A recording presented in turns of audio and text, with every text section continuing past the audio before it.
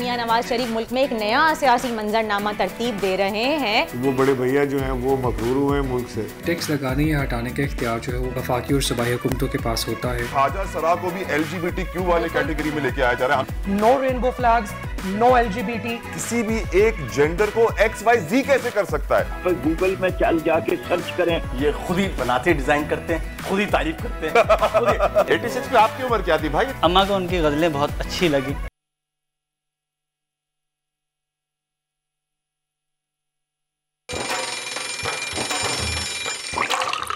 आजकल जिंदगी ही सुबह आउट ऑफ कंट्रोल है, दुनिया बोल है, मेरी दुनिया बोल है। बिस्मिल्लाहिर्रहमानिर्रहीम, अस्सलाम वालेकुम, good morning Pakistan, good morning Talha, कैसे हैं आप? अस्सलाम वालेकुम, अल्हम्दुलिल्लाह, आप खैरियत से? उम्मीद करते हैं देखने वाले भी सब खैरियत से होंगे। जी बिल्कुल, उम्मीद करते हैं सब खैरियत से होंगे। तलहा, कल एक और गुड न्यूज़ हमारे पास है कि सिंध ने KPK को हरा दिया है नेशनल T20 में और सिंध विन कर गई है मैच। क्या बात है, क्या बात है। डूबा हुआ सिंध T20 लोकल टूर्नामेंट जीत के खुश हो रहे हैं। हाँ, लेकिन तरह इसके अलावा एक रिकॉर्ड और भी कायम हुआ है कल। हकीकी आज़ादी, ये नारा वो था जो खान साहब ने इम्पोर्टेड हुकूमत की जानिब से उनकी मुंतखब हुकूमत को गिराने के बाद लगाया और ये तहरीक अब अपनी तकमील के करीब पहुंचती हुई दिखाई दे रही है। 27 मार्च से शुरू होने वाली तहरीक ने गुज़िश्ता रोज जलसों की कहेंगे कि निस्फ सेंचुरी मुकम्मल कर ली है और अब PTI हतमी मार्के की तैयारी में है। लेकिन मैं सोच रहा हूँ हकीकी आज़ादी वर्दा कब आ सकती है, जब तक हम अपने खाने का तो बंदोबस्त कर नहीं पा रहे। फूड सेफ तो हम है नहीं। मैं आपको खबर देता हूँ, ministry for national food security and research ने ये रिपोर्ट दी है national flood response coordination centre को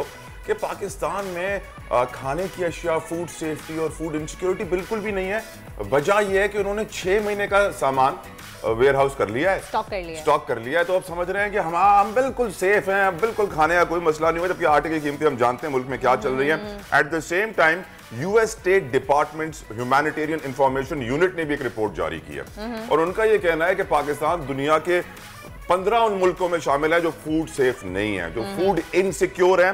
और आज भी यहां पर 50 लाख के करीब ऐसे लोग हैं जो मैल न्यूट्रिशन का शिकार हैं, जो फूड इनसिक्योर हैं। लेकिन हमारी हुकूमत कहती है वेरी गुड। एक और खबर मैं आपको दूं, मैं यहां पे अफसोस करूंगा शहीर के साथ। ये वो 12 साल बच्चा था, आप कहते हैं ना हकीकी पाकिस्तान, 12 साल बच्चा था जिसको अपने बाप ने केरोसिन डाल के जला दिया क्योंकि उसने अपना होमवर्क नहीं किया था। मैं अफसोस करूंगा उस 12 साल बच्चे के साथ जो इतवार के रोज सुल्तानाबाद के करीब अपने घर से निकला था कुछ जानवर चराने के लिए और कल उसकी लाश माए कुलाची से मिली। यकीनन ये वो चीजें हैं उसकी हैं, लेकिन मैं रोज सोचता हूं कि हम कब तक इसी लाइन पे चलते रहेंगे और कब तक ऐसे आप अपने मुस्तकबिल के मेहमारों को, अपने बच्चों को मारते रहेंगे। बाप कभी अपनी बेटी को तशद्दुद कर रहा है, बाप कभी अपने बेटे को जला रहा है, इस तरह लाशें मिल रही हैं। It's a very sad state of affairs. लेकिन क्रिकेट मैच हो रहा है, आप जाएंगी यकीनन मैच देखने? मैं तो मैच देखने नहीं जाऊंगी, ऑलरेडी हाउसफुल हो चुका है। चारों मैच के टिकट्स जो हैं वो सोल्ड आउट हो चुके हैं। मुझे आप ये बताइए, निजाम भी बता दिया मुझे आप ये बताइए, हाउसफुल हो चुका है तो फिर भी खिलाड़ी तशहीर कर रहे हैं कि जरूर आइएगा, जरूर आइएगा फ्लड रिलीफ के लिए। भाई टिकट सारी बिक गई है, कैसे आए? तो ऑलरेडी बिक, हमें ये तो बता दें। खैर ये हम डिस्कस करेंगे आगे चल के अपने शो में, लेकिन फिलहाल नजर डालते हैं आज की टॉप स्टोरीज पर। PTI ने जलसों की 50 कर ली। खान साहब की अब हकीकी आज़ादी की तहरीक तकमील तक पहुंचाने की तैयारी। कारकुनों को लॉन्ग मार्च के लिए तैयार रहने की हिदायत। हुकूमत भी लंदन में बैठकर सियासी मंजरनामा तब्दील करने के ख्वाब देख रही है। ट्रांसजेंडर एक्ट पर मंजूरी के 4 साल बाद जमात इस्लामी ने एतराज उठा दिया। बिल को कुरान और सुन्नत के खिलाफ करार दिया जा रहा है। मामला हसास है, ख्वाजा सरा एक्ट के तहफ्फुज़ के लिए डटे हुए हैं। बिजली बिलों में KMC टैक्स की वसूली। अवामी एहतजाज के बाद KL इलेक्ट्रिक ने अवाम की सुन ली। तर्जुमान KL इलेक्ट्रिक आज प्रोग्राम का हिस्सा होंगे। और तारीखी दिन, तारीखी सीरीज, इंग्लैंड 17 साल बाद पाकिस्तानी सरजमीन पर एक्शन में होगी। पहले T20 को सैलाब फंड रेजिंग मैच का नाम दिया गया है।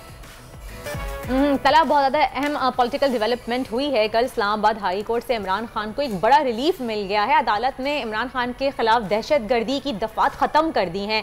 Chief justice Islamabad high court Athar Minallah ने कल दहशतगर्दी का मुकदमा खारिज करने के लिए इमरान खान की दरख्वास्त पर जो फैसला महफूज किया था वो सुना दिया गया है। इमरान खान पे अगर ये दहशतगर्दी की दफात झूठी लग सकती हैं तो मैं ये सोचने पर मजबूर हूँ और कितने पाकिस्तानी होंगे बेचारे जो पिस रहे होंगे इस जुडिशल रिफॉर्म्स के ना आने की वजह से। जब कानून बनाया जाता है पाकिस्तान की खिदमत के लिए और वही कानून इस्तेमाल किया जाता है हर पाकिस्तानी की जिंदगी हराम करने के लिए, तो फिर भाई बड़ा अच्छा कानून है ये, हमें हार पहनाना चाहिए इस कानून को, हमें सलाम पेश करना चाहिए उनको कानून बनाते और मुकन्नना को।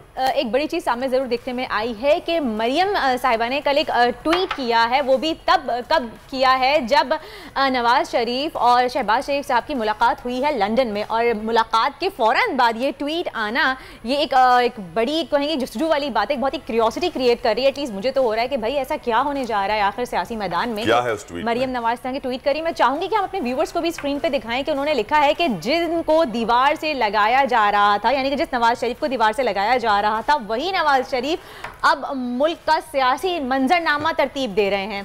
तो ऐसा क्या होने वाला है, ये बड़ी एक अहम सवालिया निशान है इसके ऊपर। खैर, से मजीद बात करने के लिए हमारे साथ मौजूद हैं इमरान इस्माइल साहब, साबिक गवर्नर सिंध हैं। इमरान इस्माइल, उनको सलाम कहते हैं, वेलकम। बोल है मैं सबसे पहले तो मैं उनको मुबारकबाद देना चाहूँगी कि भाई खान साहब पर मौजूद जितने मुकदमे थे दहशतगर्दी के, दफात के, वो सब खत्म किए जा चुके हैं। कल इस पर हम मजीद बात करेंगे, लेकिन इमरान साहब मेरा पहला सवाल आपसे ये है कि वज़ीर आज़म शहबाज शरीफ की लंदन में नवाज शरीफ साहब से मुलाकात के बाद जो मरियम नवाज ने ट्वीट की है, उन्होंने जिसमें कहा है कि मियां नवाज शरीफ मुल्क में एक नया सियासी मंजरनामा तरतीब दे रहे हैं, ये एक बहुत ही बड़ा दावा है, और ये आप कैसे देखते हैं, आपको क्या लग रहा है, इस बारे में क्या कहेंगे आप? देखें, बात यह है कि एक तो मरियम नवाज खुद जो है वो इस वक्त बेल पर हैं, वो घूमती फिर रही हैं पाकिस्तान में, वो इस वक्त पूरी पाकिस्तान की जो सियासी मंजरनामा है, जो हुकूमती मंजरनामा है रादर, उसको कंट्रोल करने की कोशिश कर रही हैं। दूसरी तरफ शहबाज शरीफ जो हैं वो उन्होंने एक बॉन्ड पेपर पर 50 रुपए के बॉन्ड पेपर पर अंडरटेकिंग दी थी कोर्ट्स को कि जी वो 3 महीने के अंदर अंदर बड़े भैया को वापस ले आएंगे। तो वो बड़े भैया जो हैं वो मफरूर हुए हैं मुल्क से, और जो मफरूर शख्स है वो लंदन में बैठ के फैसला करेगा कि पाकिस्तान का सियासी मंजरनामा क्या होगा आने वाले वक्त में। मैं कहता हूँ कि बड़े शर्म की और अफसोस की बात है कि अगर कोई मुजरिम, मफरूर मुजरिम पाकिस्तान से बाहर भागा हुआ, पाकिस्तान से बाहर बैठ के वो फैसला करे पाकिस्तान के सियासी मंजरनामे का, और हम पाकिस्तानी लोग, हम कोई गाय बकरी तो नहीं है कि वो जो फैसला वो सादिर फरमा देंगे वो हम कबूल कर लेंगे। हम अपना पक्का इरादा रखते हैं, हमें पता है कि हमने क्या डायरेक्शन लेनी है। हमारा कायद इमरान खान है, इस नेशन का कायद इमरान खान रास्ता दिखा रहा है कौम को कि किस तरह हमने अपनी मंजिल पे पहुंचना है, हकीकी आज़ादी पे जाना है। ये हकीकी आज़ादी नहीं है कि ये चोर आके हुकूमत में चोर रास्ते से 2400 अरब रुपए का ये डाका लगाएं और उसके बाद ये नैब से अपने केसेस माफ़ करा लें। और जो एम्बैरसमेंट कॉज कर रहा है शहबाज शरीफ, जो इस वक्त आज दुनिया भर में जो मजाक उड़ रहा है पाकिस्तान के वज़ीर आज़म की वजह से, कहीं वो जाके भीख मांगना शुरू हो जाते हैं, कहीं वो उनसे वो एयर पीस अपना हैंडल नहीं होता, उल्टी सीधी हरकतें करते हैं। वाकई ऐसा लगता है कि कोई कॉमेडी सीरियल चल रहा है। तो मैं तो बड़ा अफसरदा और शर्मिंदा हूँ इसके ऊपर कि ये पाकिस्तान को रिप्रेजेंट कर रहे हैं लोग जो कभी मंजूर चपड़ासी के अकाउंट से पैसे निकाल के खाते हैं, कभी किसी अकाउंट से पैसे खाते हैं, कभी कमीशनों में पकड़े जाते हैं, और वो पाकिस्तान को सीधा करने आए। लेकिन इमरान इस्माइल साहब, अब ऐलान तो हो गया है ना उनकी जानिब से कि सियासी मंजरनामा तरतीब दिया जा रहा है, तो कुछ तो पकड़ा होगा, आपके पास कुछ तो इतलात होगी खिचड़ी में क्या तैयार हो रहा है, या फिर कोई स्पेशल सालन वगैरह बनाया जा रहा है? क्या बनाना साथ चाहते हैं वो अपना बिजनेस बचाने के अलावा? क्या सियासी मंजरनामा बना लेंगे नवाज शरीफ? क्या फरमान ऐसा जारी कर देंगे वो जिससे पाकिस्तान का आने वाले वक्त का सियासी मंजरनामा तय होगा? माँ सिवाय इसके कि वो इस वक्त आर्मी चीफ को अपॉइंट करने के लिए उन्होंने के छोटे भैया जो हैं वो बड़े भैया के पास पहुँचे हुए हैं कि जी अपॉइंटमेंट जो है वो किसकी होनी चाहिए। अब ये अपनी पसंद नापसंदीद का इजहार करें, यही तो खान साहब कह रहे थे कि जो मेरिट पर है वो आ जाए, हमें कोई इतराज़ नहीं है, हमारा तो कोई चॉइस नहीं है इसके ऊपर। लेकिन ये वहाँ बैठ के पूरी खिचड़ी पका रहे हैं। ये चाहते हैं कि ये इन्होंने बार बार इस इदारे को मलाइन किया है, इसको फिर मलाइन करेंगे, आप देखिएगा इनके क्या फैसला। लेकिन इमरान इस्माइल साहब, इस वक्त तो बैकडोर के राब्तों की बड़ी खबरें आ रही हैं, और शायद इस वक्त नून लीग, पीटीआई और एस्टेब्लिशमेंट के दरमियान कोई मफाहमत की कोशिश भी की जा रही है। और अब इस दौरान हम देखते हैं कि पहले हलीम आदिल शेख को रिलीफ मिला, फिर शहबाज गिल साहब को रिलीफ मिला, उनकी ज़मानत हो गई, अब खान साहब के मुकदमे से इंसदाद दहशतगर्दी की दफात भी निकाल दी गई है। तो ये क्या ये कहा जा सकता है कि थोड़ा बहुत जो भी है ये बैकडोर राब्तों का नतीजा है? मैं नहीं समझता कि कोई बैकडोर राब्ते हो रहे हैं। और दूसरी चीज़ ये कि जो आप जिन रिलीफ की बात कर रहे हैं, ये तो बड़ी तकलीफ दे मराइल के गुजरने के बाद ये सारी चीज़ें हुई हैं। हलीम आदिल शेख के साथ जेल में क्या नहीं किया इन्होंने तो उसकी टांग बर्बाद करने की पूरी कोशिश कर ली, तो इन्फेक्शन उसका फैल गया था। इन्होंने शहबाज गिल के साथ क्या नहीं किया। आप समझते हैं कि इमरान खान इतना कमज़ोर आदमी है कि वो रब्ता करके ये काम करेगा कि वो पीछे से शहबाज शरीफ से, नवाज शरीफ से रब्ता करेगा और फिर उसके बाद वो ये काम करेगा। मैं जिस इमरान खान को जानता हूँ, ये पाकिस्तान की कौम जिस इमरान खान को जानती है, वो गर्दन कटा सकता है, झुकवा नहीं सकता। इमरान खान कभी भी इस तरह की कोई हरकतें कि वो नवाज शरीफ से बैकडोर रब्ता करके उनसे कोई मामला तय करके और कोई सहूलतें अपने लिए लेके निकल जाए, इमरान खान की कभी भी नहीं करेगा। इमरान खान एक मजबूत आसाब का, एक मजबूत जहन का और एक ऐसा आदमी जो कैरेक्टर का मजबूत है, वो आदमी है। वो अपने नबी करीम सल्लल्लाहु अलैहि वसल्लम को अपना आइडियल मानता है। वो जानता है कि जो रास्ता मेरे नबी करीम ने दिखाया था, मेरे वो रास्ते पर चलना है, जो मुश्किल और कठिन रास्ता है, लेकिन हकीकी आज़ादी। लेकिन इमरान साहब ये बताइए कि बैकडोर राब्तों में इमरान खान का नाम सामने नहीं आ रहा, बल्कि सदर आरिफ अलवी साहब का नाम सामने आ रहा है। फवाद चौधरी साहब की खबरें सामने आ रही हैं और परवेज़ खटक साहब की ख्वाजा आसिफ से मुलाकात की खबरें भी काफ़ी गर्म हैं। तो ये जो आपके लीडरान हैं जो राबते कर रहे हैं, तो क्या कोई बैकडोर मुफाहमत चल रही है? आपकी किसी से कोई बातचीत हुई है इस बारे में? देखिए, मैं तो इतना जानता हूँ कि इमरान खान ने हमें बताया है कि बात होगी तो फ्रेश इलेक्शन की डेट पर बात होगी, इसके अलावा किसी चीज़ पर बात नहीं होगी। ये बात उन्होंने, इमरान खान जो बात करते हैं वो टीवी पे आके कह देते हैं, वो जलसे में कह देते हैं, उनके पास कोई सीक्रेसी वाला खाना है ही नहीं। तो अगर कोई बात होगी तो वो फ्रेश इलेक्शन की डेट पे बात होगी, मुमकिन है। लेकिन इमरान साहब, आप लोग पीटीआई पाकिस्तान तहरीक इंसाफ इलेक्शन का मुतालबा तो कर रही है और आप शायद इस महीने के एंड में लॉन्ग मार्च भी कर रहे हैं, लेकिन खान साहब ने कॉल भी दी है इसकी, लेकिन तारीख तय नहीं हो रही है अभी तक। मगर जो हालात चल रहे हैं इस वक्त, इकनॉमिक कंडीशन चल रही है मुल्क की, और अगर इलेक्शन की तरफ हम जाते हैं तो लाजमी सी बात है कि इंटरिम सेटअप लाना पड़ेगा, और अगर इंटरिम सेटअप आता है तो IMF से पैसे आना बंद हो जाएंगे। तो क्या इस वक्त मुआशी सूरत हाल ऐसी है कि हम इलेक्शन की तरफ जा सकें? प्रैक्टिकली अगर हम सोचें तो क्या सिचुएशन है इस वक्त इलेक्शन की तरफ जाने की? ये मईशत संभलेगी ही सिर्फ फ्रेश इलेक्शन से। ये आप ये लिख लें मेरे से कि ये मईशत और नीचे जाती चली जाएगी। ये डॉलर जो है ये पता नहीं 300 रुपए का ना हो जाए खुदा ना खास्ता।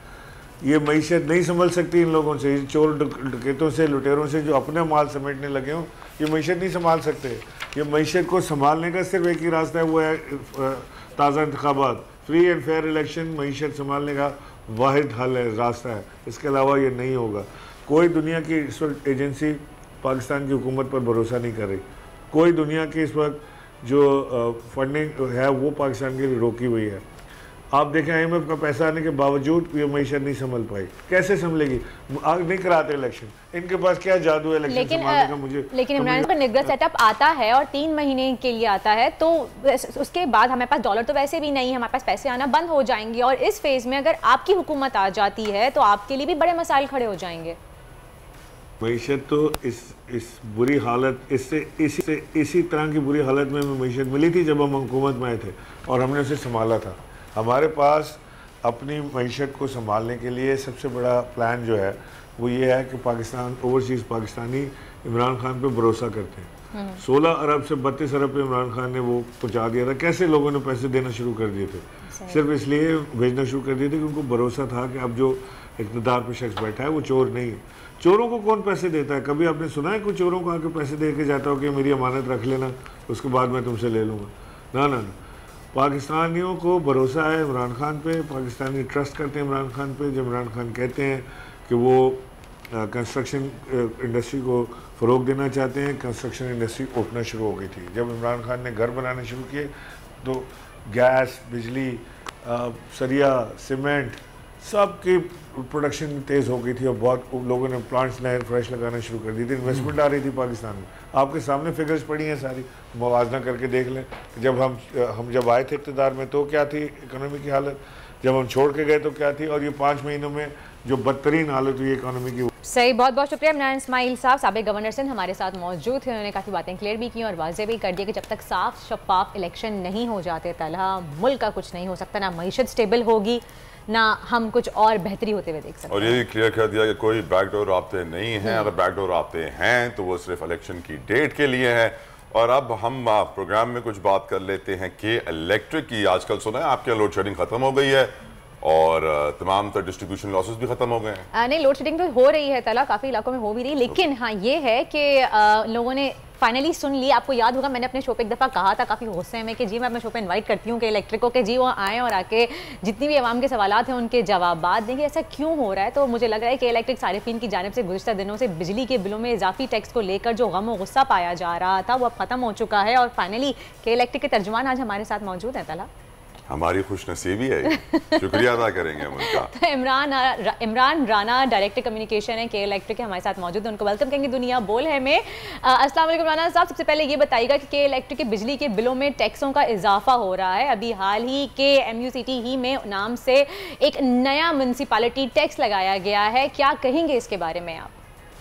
जी, आपको बहुत शुक्रिया लेने के लिए और के इलेक्ट्रिक के मौक़िफ़ से आपके नाज़रीन को आगाही का मौका देने के लिए। देखिए, सबसे पहले समझने की बात यह है कि टैक्स लगाने या हटाने का इख्तियार जो है वो कि इलेक्ट्रिक या डिस्ट्रीब्यूशन कंपनियों के पास नहीं होता है। ये इख्तियार वफाकी और सूबाई हुकूमतों के पास होता है कि इलेक्ट्रिक मुख्तलिफ टैक्सों के हवाले से जो हुकूमती हिदायत होती हैं उनको मानने के का 100% पाबंद होता है। मैं साथ ही साथ ये भी बताता चलूँ कि म्यूनसिपल टैक्स के हवाले से जो इस वक्त बड़ी शुद्धमत से उसके बारे में बात की जा रही है, उसके हवाले से किसी भी किस्म की जो मालूमात है वो के इलेक्ट्रिक के इख्तियारात में नहीं है। हमारी गुजारिश ये है कि KMC से इस सिलसिले में रब्ता किया जा सकता है। अच्छा इमरान, ये कल जो है हमने वीडियोज़ देखी सोशल मीडिया पर कि लोग अपना कचरा के इलेक्ट्रिक की गाड़ियों में डाल रहे हैं और एहतजाज रिकॉर्ड करा रहे हैं यही KMC टैक्स के हवाले से, तो इस पर आप क्या कहेंगे? सवाल के लिए बहुत शुक्रिया। देखिए, हमने हालिया दिनों में देखा है कि शहरियों ने एक एहतजाज का जो एक अनोखा तरीका अपनाया है वो ना सिर्फ नामुनासिब है बल्कि ये मिसडायरेक्टेड भी है। लेकिन इस अनोखे एहतजाज से ये भी नतीजा हमने अखज़ किया है कि शहर में मौजूद कचरा एक बहुत शदीद इफ़ेक्ट करता है हमारे शहर के रहने वालों को, कि उनको एहतजाज का ऐसा रास्ता अपनाना पड़ा। बतौर इदारा अपनी कॉर्पोरेट समाजी ज़िम्मेदारी के तहत हमें ये भी देखना है कि इस मसले को हल करने के लिए हम क्या किरदार अदा कर सकते हैं।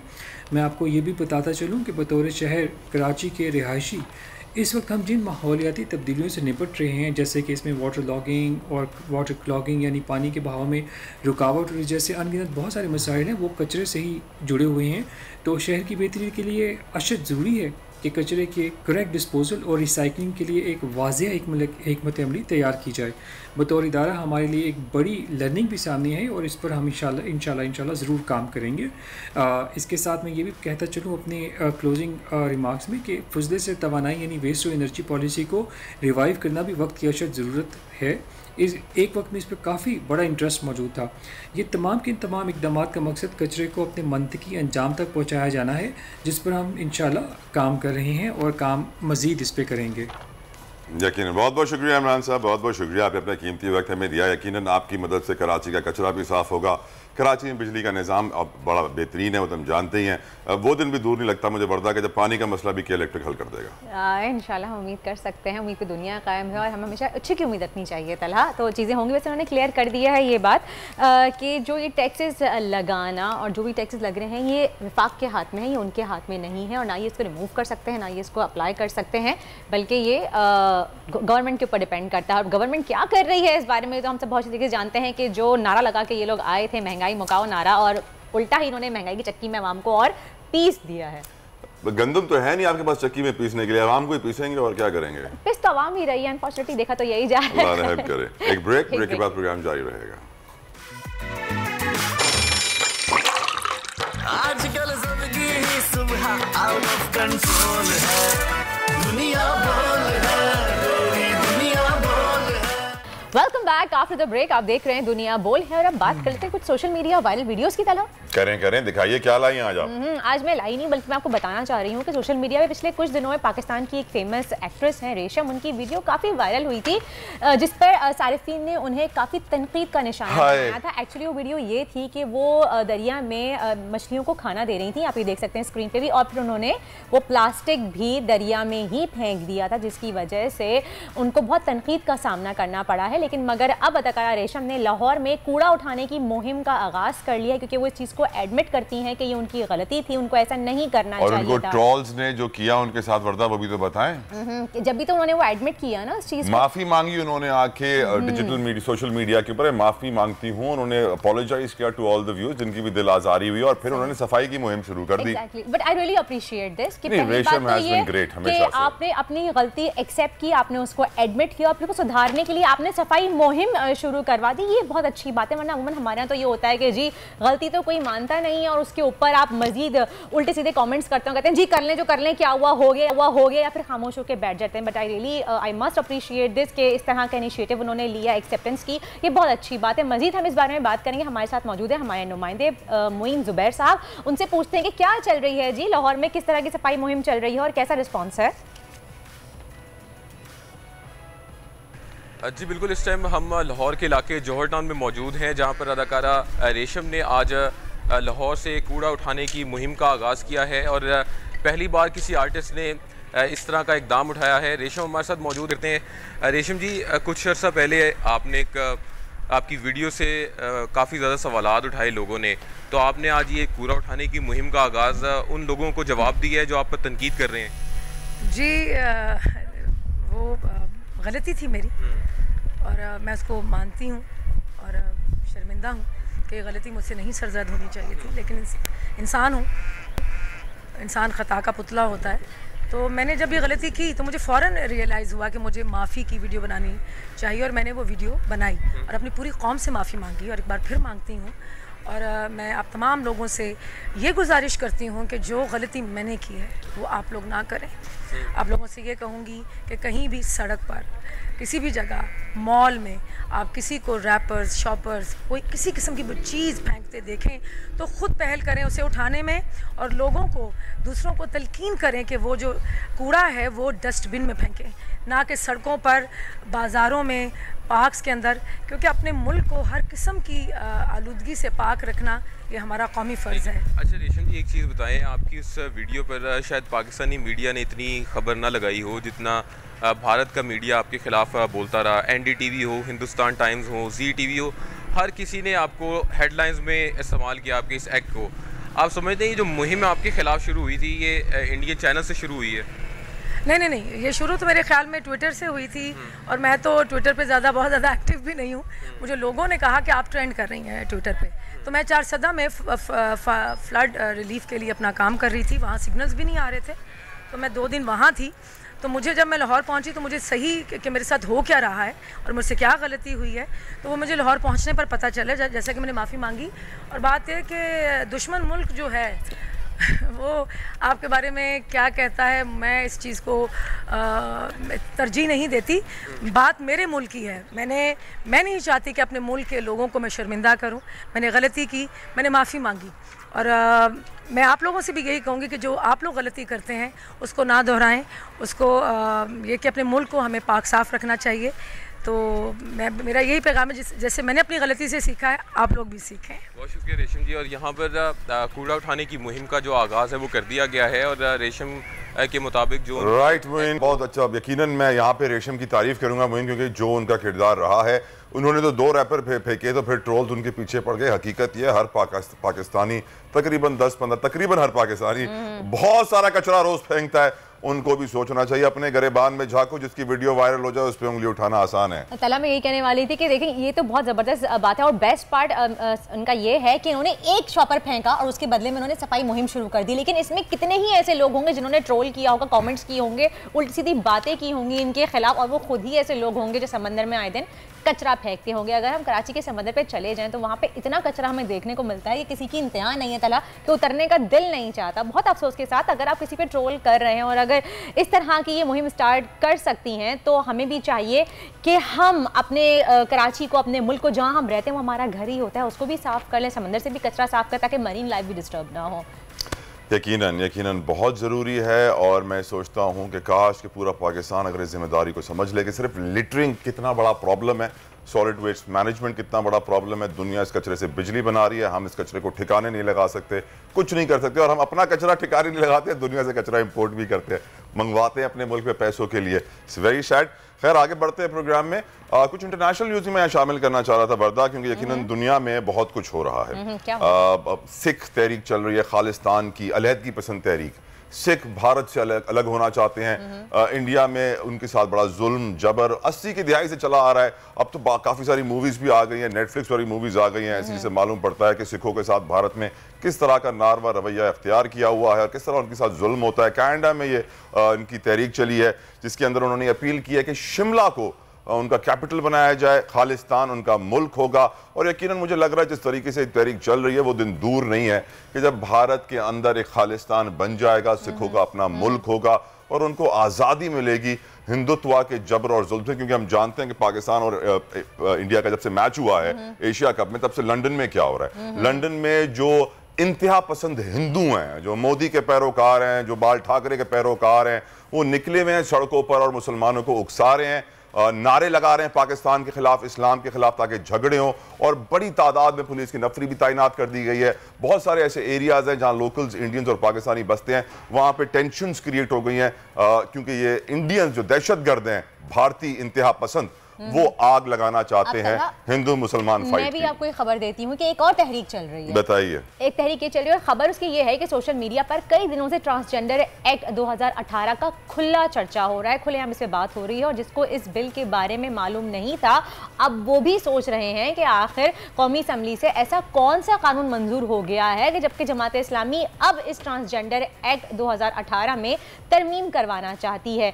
इस वक्त जिस पर हम सब बात कर रहे हैं और ज़्यादातर वो एक लाइन ये है कि हर शख्स अपनी मर्जी के मुताबिक अपनी सिनफी शनाख्त इख्तियार करने का हक रखता है। यानी कि कोई भी मर्द खुद को औरत कहकर अपनी शनाख्त औरत से करवा सकता है और कोई भी औरत मर्द के तौर पर अपनी शनाख्त करवा सकती है। और इस एक्ट के बाद अब तक नादरा को 30,000 यानी कि 30,000 के करीब दरख्वास्त एप्लीकेशंस मौसूल हो चुकी हैं, जिसमें शहरियों ने अपना जेंडर तब्दील करने की दरख्वास्त दे दी है। अब मामला यहाँ पे ये है कि हमारा मुआशरा पहले ही ख्वाजा सरा को तस्लीम नहीं करता है और ये इतना इन बेचारे बेहिसी का मैं कहूँगी कि शिकार होते हैं, बेहिसी का मुजाहरा करते हैं, इस तबके को सामना करना पड़ता है कि अब ये एक नया मसला भी खड़ा हो गया है कि नादरा में इन्हें अपनी मर्जी की शनाख्त दर्ज करवाने का भी हक नहीं है।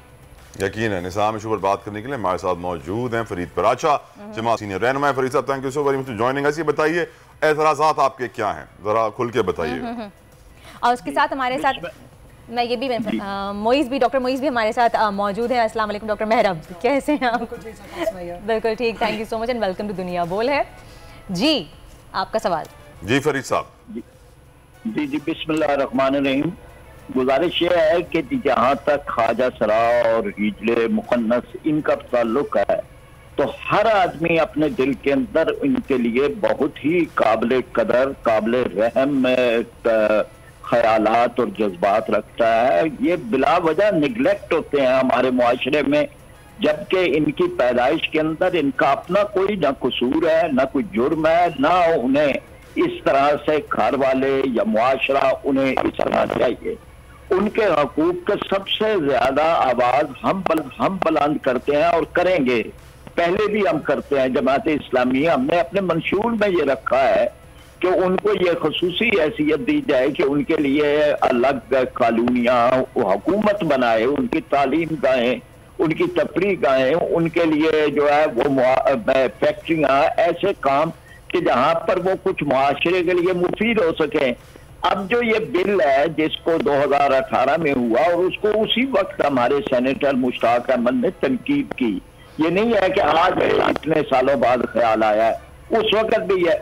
सिर्फ हम ये कहते हैं कि ये तयन करना एक किसी मेडिकल बोर्ड का काम हो कि ये फर्द जो है इसका इंदराज मर्द के तौर पर होगा या औरत के तौर पर होगा, ताकि ये है कि माशरे के अंदर किसी और रास्ते को न खोले। अब जो कुछ है कि इसमें है एनी पर्सन का लफ्ज है, वहां पर किसी शनाख्त का लफ्ज है ही नहीं, एनी पर्सन उसके अंदर है और सेल्फ परसीव्ड उसमें लफ्ज है। कि वो खुद जो कुछ अगर महसूस करता है कि मैं मर्द नहीं हूं, मैं औरत हूं, चाहे वो मर्द ही हो, तो वो जाके इंदराज करवा सकता है। दुनिया के अंदर ये मज़हका खेज कानून है, किसी और जगह पे दुनिया में ये नहीं है। इससे वो होमोसेक्स के और शादियों के और कई रास्ते खुलते हैं। और इसके हमारी अमेंडमेंट या मुतालबा है वो किसी दलील के साथ रिजेक्ट करें ना, कि क्यों ना मेडिकल टेस्ट हो और मेडिकल बोर्ड बने। यानी अगर आपने छुट्टी लेनी हो तो मेडिकल आपको जरूरत होती है कि जी आप सर्टिफिकेट पेश करें। 50 जगह हुकूमत मांगती है। यहाँ एक आदमी की जिंदगी बदलनी है और सिर्फ उसकी नहीं बदलनी, उसके साथ कई मुआशरती प्रॉब्लम पैदा इसके ऊपर मैं होने डॉक्टर मोई से भी मौक़िफ़ लेना चाहूंगी कि आपको क्या लगता है कि इसकी दिफा के लिए, इस पिटीशन की दिफा हो सकती है अदालत में? इसके बारे में आप क्या कहेंगे? एब्सोल्युटली। और मैं साथ ही में ये वाली बात बताना चाहूंगी कि ये जो टर्म इस्तेमाल हो रही है मर्द से औरत में तब्दीली और औरत से मर्द में तब्दीली, ये एक फैक्चुअल लाई है, ये एक झूठ है। ट्रांसजेंडर पर्सन्स एक्ट 2018 के अंदर जो हमने आपने क्लॉज आप लोगों ने दिखाई और नादरा की जो रिस्पॉन्सिबिलिटीज बताई, उन रिस्पॉन्सिबिलिटीज का तयन होता है ट्रांसजेंडर पर्सन्स एक्ट रूल्स 2020 में, जो कि 2 साल के बाद पास हुए थे। हर इंसान पाकिस्तान के अंदर पैदाइश के वक्त या M डिक्लेयर होता है या F डिक्लेयर होता है। इंटरसेक्स किसी को भी डिक्लेयर नहीं किया जाता। सही। तो 18 साल की उम्र के बाद अगर कि आप इंटरसेक्स या ट्रांसजेंडर पर्सन हैं तो आपको X का कार्ड मिलता है। M से आप X पे जाते हैं, F से आप X पे जाते हैं। और ये कैटेगोरिकली लिखा हुआ है कि आप X से ना M पे जा सकते हैं और आप X से F पे भी नहीं जा सकते। हमारे लॉ के अंदर मर्द से औरत या औरत से मर्द की कोई शिक मौजूद ही नहीं है। ये एक थर्ड जेंडर आइडेंटिटी को इंट्रोड्यूस करती है और ये जेंडर आइडेंटिटी 2009 में सुप्रीम कोर्ट की रूलिंग के बाद आई थी। सुप्रीम कोर्ट की रूलिंग को जमात इस्लामी क्योंकि चैलेंज कर नहीं सकती, तो वो वही अपना क्लासिक प्रोपेगेंडा हमेशा वाला इस्तेमाल कर रही है कि इस्लाम खतरे में है, पाकिस्तान की इक़दार खतरे में है। मैं यहाँ पे ये बात बताना चाहूँगी कि जब 95 ट्रांसजेंडर वुमेन का कत्ल हुआ तो क्या तब पाकिस्तान और इस्लाम की वैल्यूज़ खतरे के अंदर नहीं थी?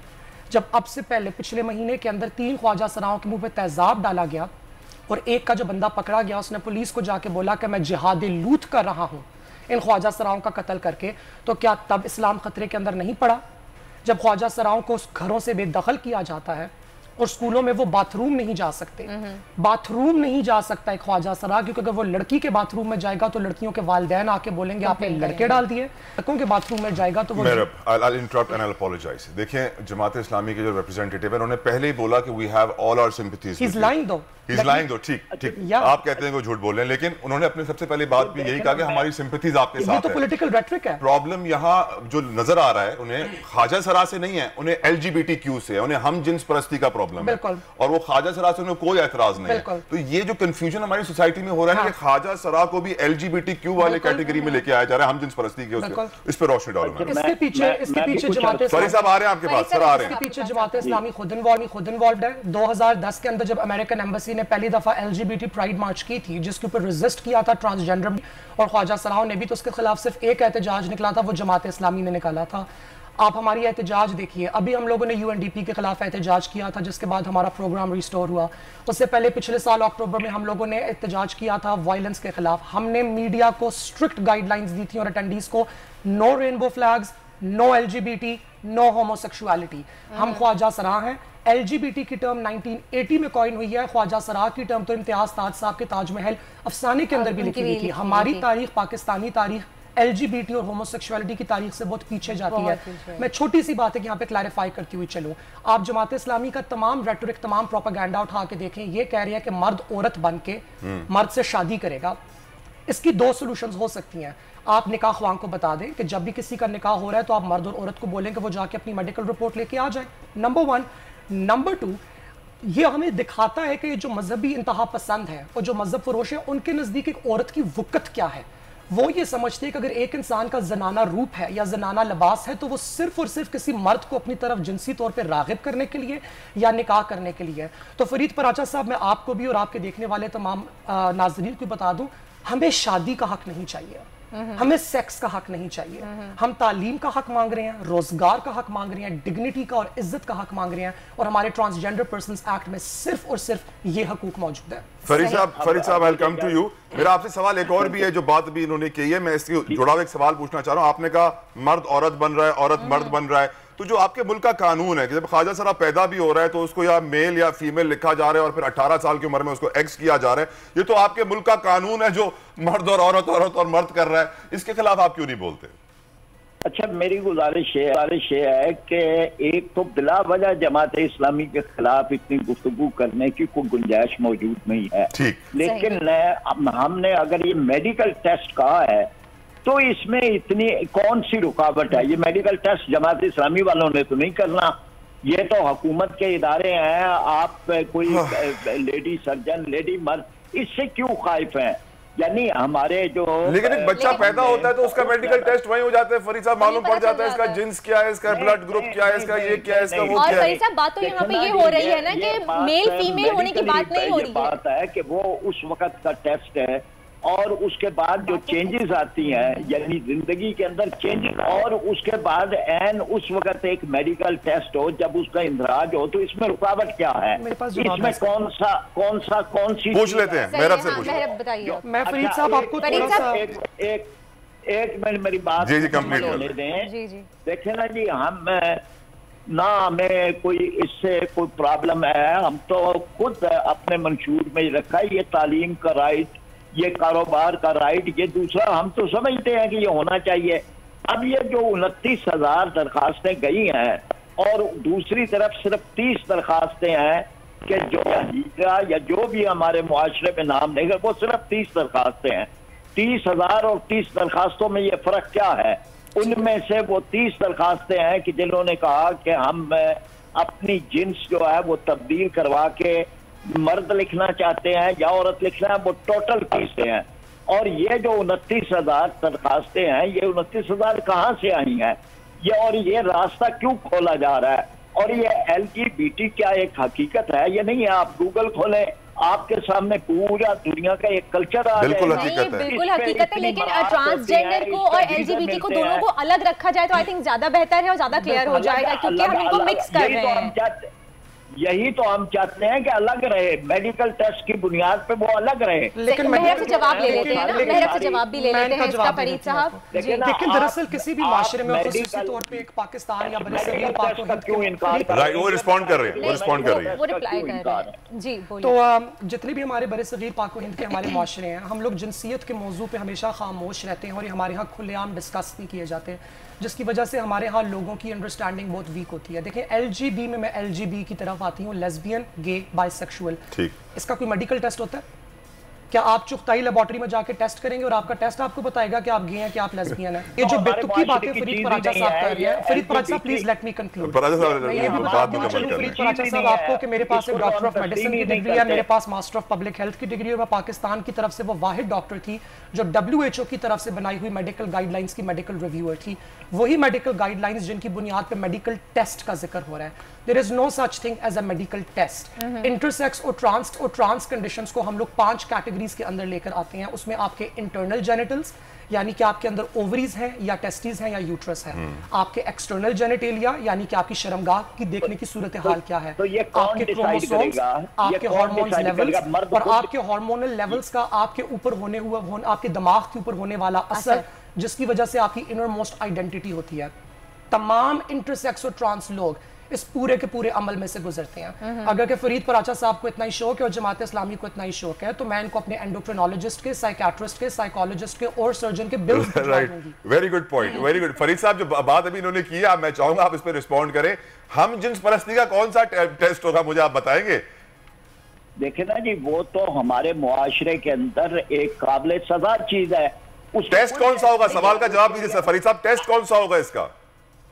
नहीं, इसका टेस्ट नहीं होगा। नहीं होगा। फर्द है कि जो एक फर्द जो है, अगर वो मर्द है, ये इसमें बाकायदा शरई इस्लाहात है। खुनसा मर्द, खुनसा औरत, खुनसा मुश्किल, ये शरई इस्लाहात है। खुनसा मर्द वो होता है कि जिसमें मर्द होने की सिफात ज्यादा है, उसका मेडिकल टेस्ट के नतीजे के हेठ हो सकता है कि इसका बतौर मर्द इंदराज हो।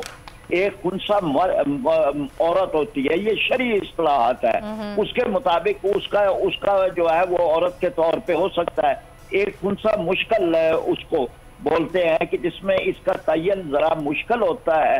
उस सूरत के अंदर एक होता है, फिर भी एक सर्जन या वो वो ये डिसाइड करता है कि इसका रुझान किस तरह है या ये शख्स चेंज हो सकता है। प्राचा साहब, ये तो मेल और फीमेल का हो गया ना। अग्रीड, आपकी बात से हम इत्तेफाक करते हैं, लेकिन सर ख्वाजा सराओं को ट्रांसजेंडर्स को प्रोटेक्शन तो प्रोवाइड करनी है ना रियासत ने, उनका हक तो उन्हें देना है ना सर। हम ये चाह रहे हैं कि ख्वाजा सराओं को मुकम्मल प्रोटेक्शन हो। सर कुछ करें भी तो सही उसके लिए, सर कुछ करें। ब्रेक, एक फरीद साहब, एक ब्रेक का वक्त करीब आ रहा है, ब्रेक लेते हैं, डिस्कशन की। आप भी हमारे साथ रहिए, फरीद मेहर भी हमारे साथ मौजूद है, डिस्कशन कंटिन्यू करेंगे इस ब्रेक के बाद, हमारे साथ रहिए। आजकल सबकी ही सुबह आउट ऑफ कंट्रोल है, दुनिया बोल है, दुनिया बोल है।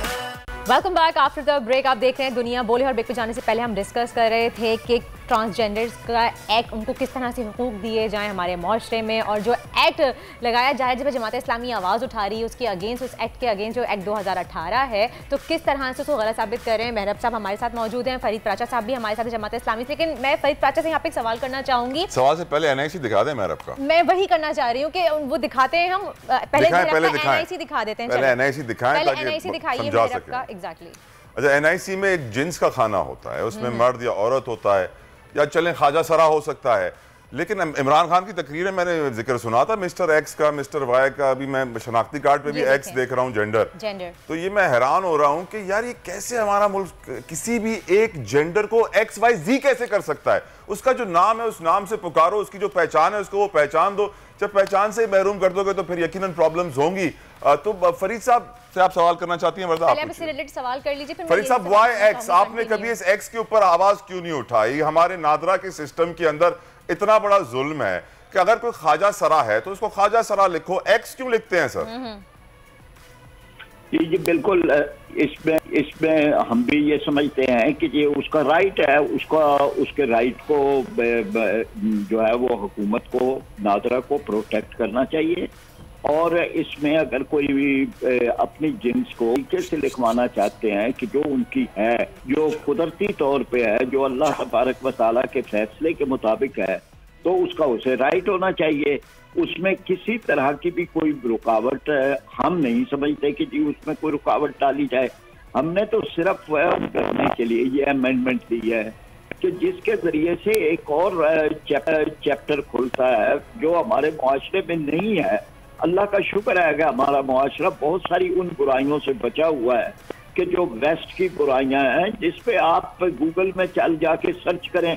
कौन सी बुराई से बच गया सर? हर बुराई फरीद साहब यहाँ पर है। आप मेरे ख्याल से, मेरी नजर में, मैं डिसएग्री करता हूँ, पाकिस्तान में कोई ऐसी बुराई नहीं है, यहाँ पे हर बुराई मौजूद है। चाहूंगी प्राचा साहब से। प्राचा साहब मेरी एक बात सुन लीजिए प्लीज। जिस तरह से आप कह रहे हैं कि आप इस एक्ट के आप चाहते हैं कि इनको इनके हकूक मिलें, ट्रांसजेंडर्स को उनके राइट्स मिलें, आप खुद इसके ऊपर काम करें, लेकिन मुझे कहीं नजर नहीं आया कि आप लोगों ने कोई इस तरह की तहरीक चलाई, कोई रैली निकाली, जैसे कि आपने एक रैली निकाली है, या फिर जिस तरह की आपकी पोस्ट कुछ नजर आई है मुझे सोशल मीडिया पे, मैं चाहूंगी कि वो भी दिखाएं, जिसमें आप रेनबो फ्लैग्स को बहुत ज्यादा हाईलाइट कर रहे हैं, रेनबो फ्लैग्स के बारे में बात कर रहे हैं, LGBT के बारे में बात करें, लेकिन कहीं भी ख्वाजा सराओं के उनके राइट्स के लिए और नादरा में उनके शनाख्त के लिए आपने कहीं भी इस तरह की चीजें या कहीं भी कोई निकाली? मुल्क में एक करंट सिनारियो क्रिएट हो गया, जमात इस्लामी वर्सेस ख्वाजा सरा। मैं चाहूंगा कि आप लोगों को चाहिए कि अपना मौक़िफ़ स्ट्रेट करें।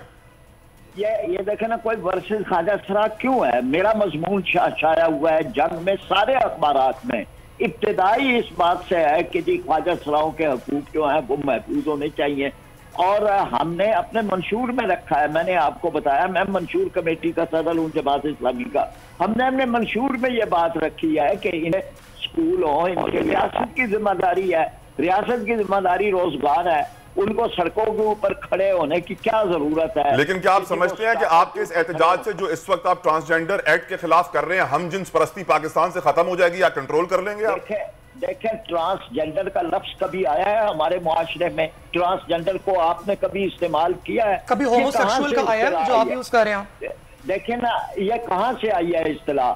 हमारे इस्तिलाह ख्वाजा सरा है, मुखन्नस है, कोई इस्तिलाह भी ले लें, लेकिन ये इस्तिलाह जो है ये खुद एक पूरा कल्चर है, और इस पूरे कल्चर के अपने एक मुजमरात हैं। हम यही बात करते हैं कि जी आप उसका रास्ता सिर्फ एक सिंपल मेडिकल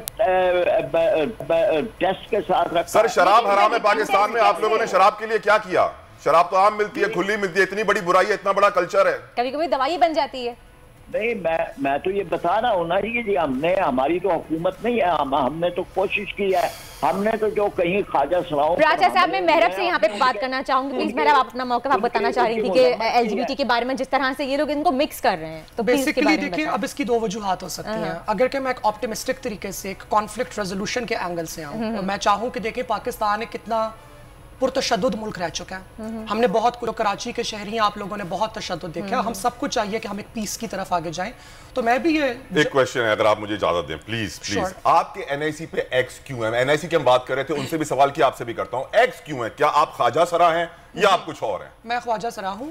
अब होता ये है कि क्योंकि X का मतलब हमारे पास उन्होंने इसलिए लगाया क्योंकि जो 12 कंट्रीज हैं इंटरनेशनली जिन्होंने थर्ड जेंडर आइडेंटिटी को रिकॉग्नाइज किया हुआ है, उन्होंने बोला कि हम अपनी चीज़ को सिंप्लीफाई करने के लिए पासपोर्ट्स वगैरह के ऊपर, इंटरनेशनल डॉक्यूमेंट्स पे, क्योंकि हर जगह मर्दों का M है, औरतों का F है, तो across culture, across language simplify करने के लिए X कर लेते हैं।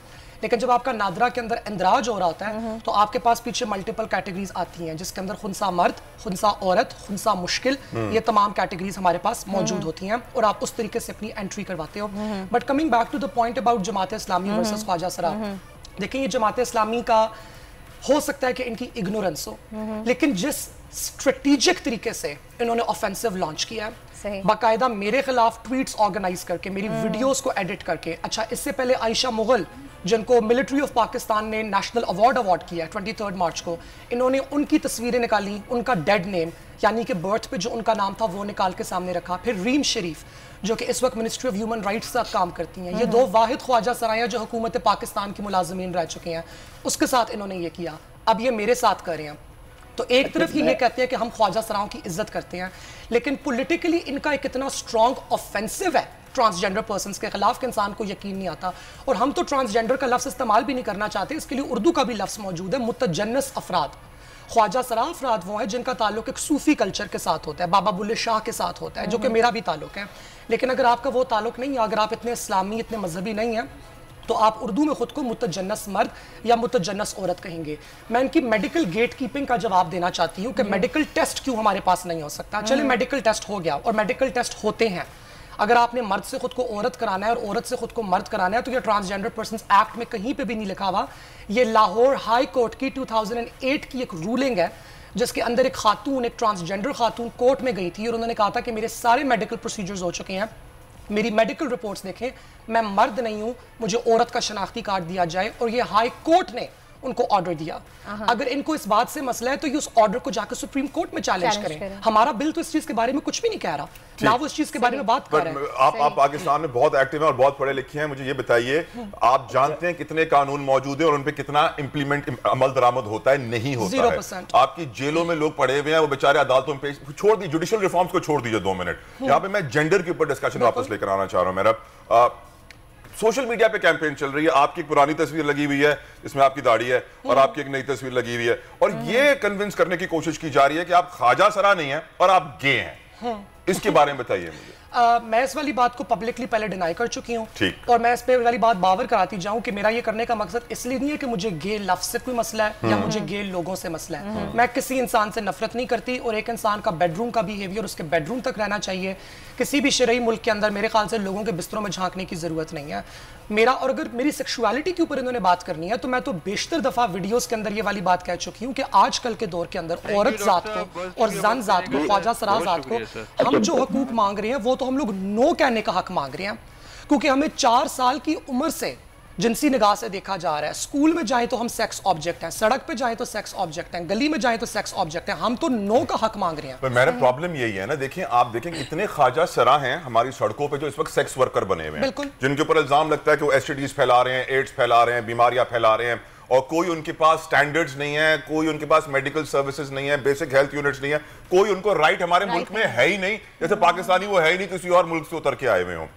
एक ऐसी सोसाइटी में जहां पर LGBTQ का जो झंडा है वो ख्वाजा सरा के नीचे आके छुपता है, इस टैग के नीचे आके छुपता है, क्योंकि सोसाइटी उन्हें एक्सेप्ट नहीं करती है, जिसकी वजह से बेचारे ख्वाजा सरा भी मारे जाते हैं। बिल्कुल, आपने बिल्कुल ठीक वाली बात बोली है, और इसकी बहुत बड़ी वजह मैं बोलूंगी ग्लोबल वेस्टर्न पॉलिटिक्स है।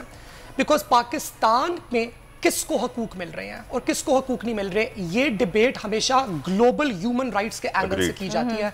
अगर हम बोलें कि पाकिस्तान में ख्वाजा सराओं को हक मिल गए तो गोरा बोलेगा wow Pakistan has LGBT rights, जबकि हम ख्वाजा सरा बोल रहे होंगे नो हमने इंडिजिनस ख्वाजा सराई राइट्स को रिस्टोर किया है।